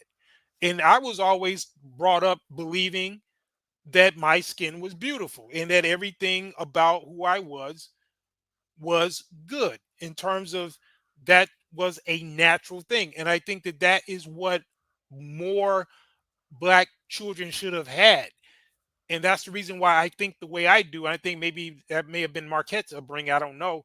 But it typically starts early when those of us who have this mentality is because our mothers instilled within us a sense of self-love.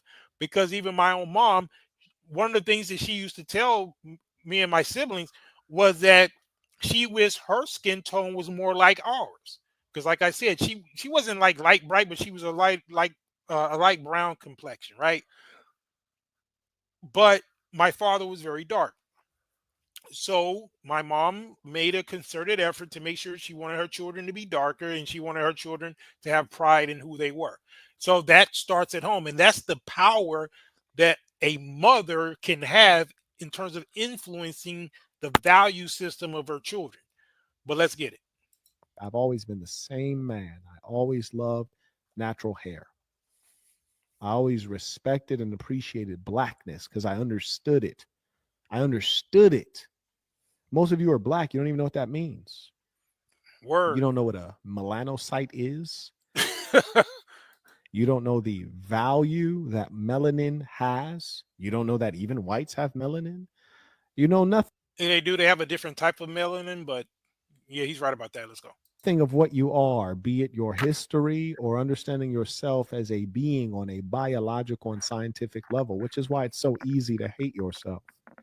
And then you have those fools like the Dr. Umars and all the other hoteps who fill you with false history, and they give you pseudoscience, and they give you fake hope, and they tell you that you're the best instead of doing what I'm doing, which is making you the best.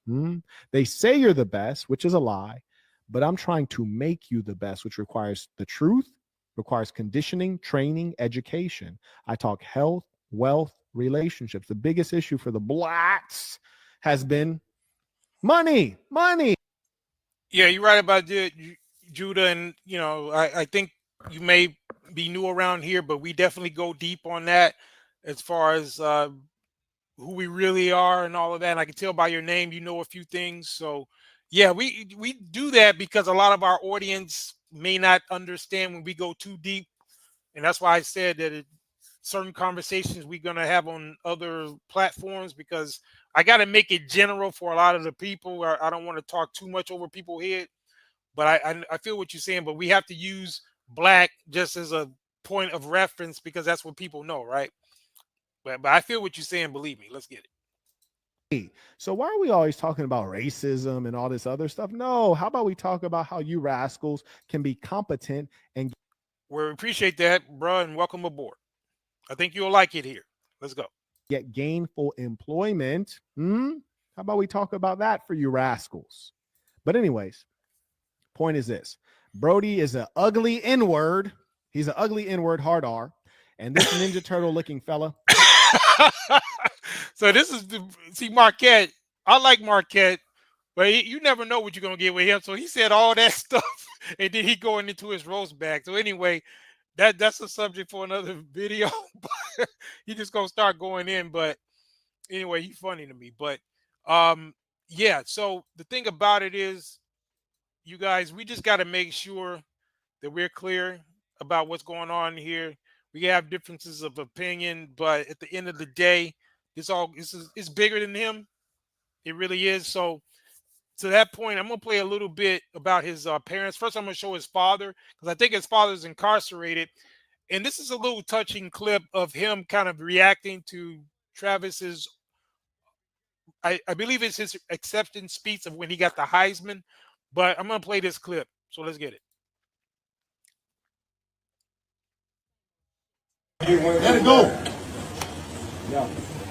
I look at your oldest son. I did it for you, man. Yeah, man. All the time that you didn't get to see me. When the time you came to see my games. I'm not saying probably 2 games in high school to seeing me on TV every weekend and coming to see me, man. That means so much to me. I know you wanted to be here, you care. Yeah, it is, right? It's definitely touching that his father, you just tell by his reaction, he's overwhelmed, right? But trust me, I got you. I'm bringing the trophy home. I love you. Yes, sir.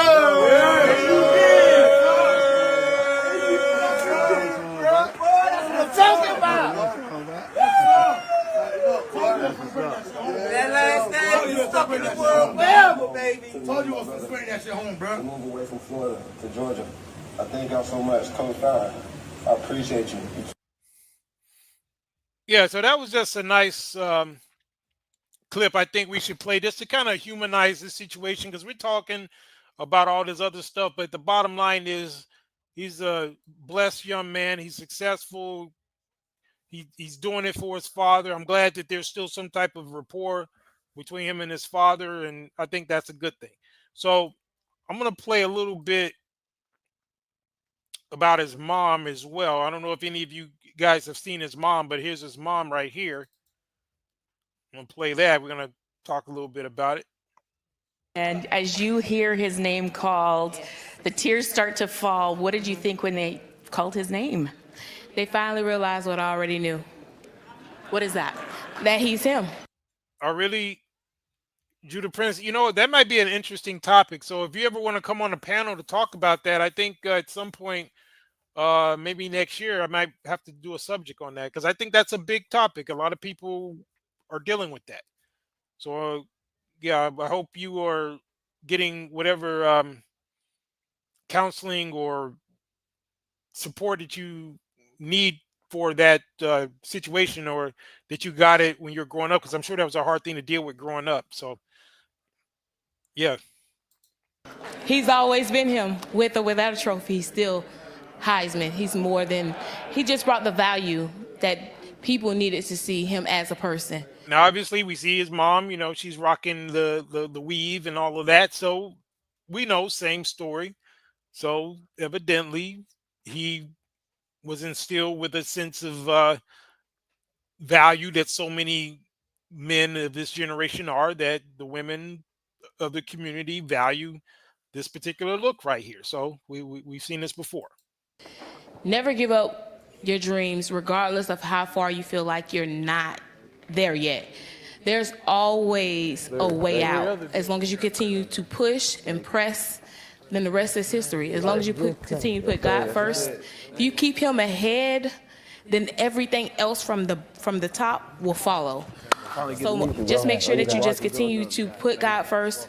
Remember to believe in yourself. Never allow anyone else to dictate who you're supposed to be, what you're supposed to be, and how you're going to get to where you're going. You know, as good as he is on the football field, there's something special about your son. He is a precious, precious person. Where does that come from? Well, I always told him, you are the prize. It doesn't matter where you go, you're the prize. So it looks like he might have gotten at least some good information from her, as far as it kind of runs counter to what the sisterhood would like him to believe, right? So I just want to see him move like that as it pertains to how he's interacting with this chick. And I think he's just kind of letting a lot of stuff go that he probably shouldn't be letting go. But we're going to get a little bit more from his mom, and we're going to move on.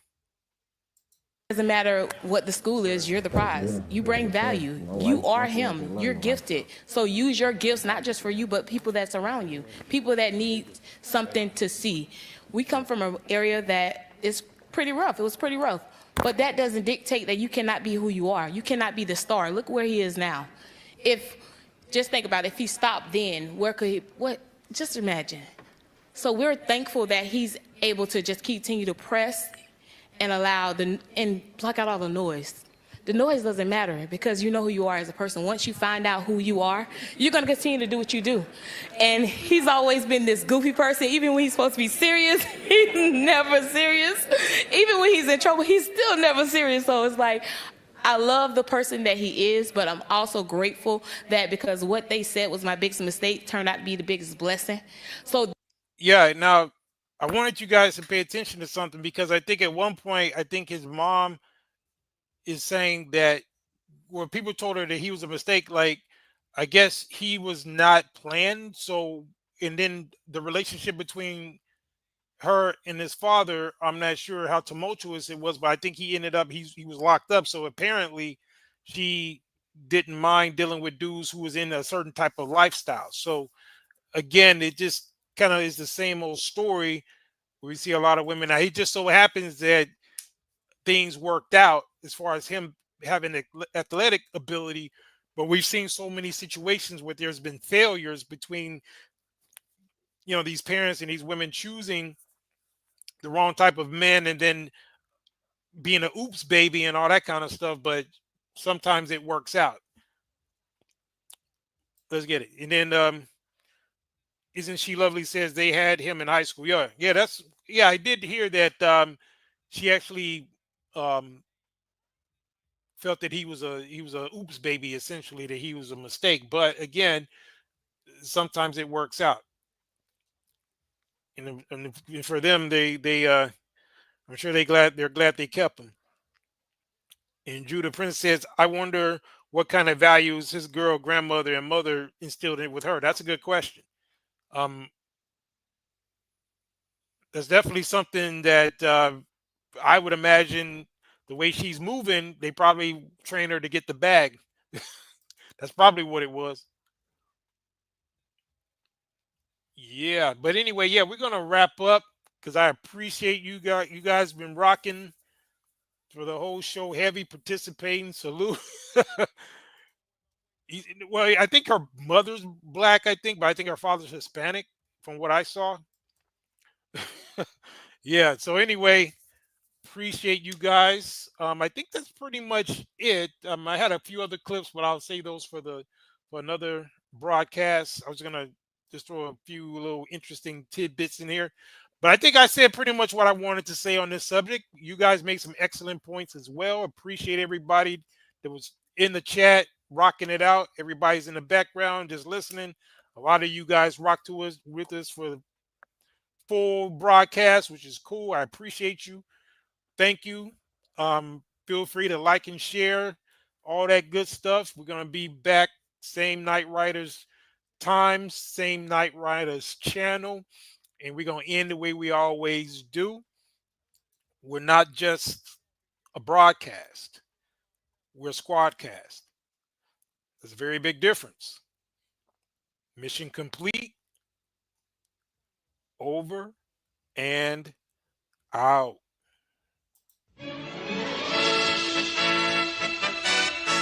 Yeah.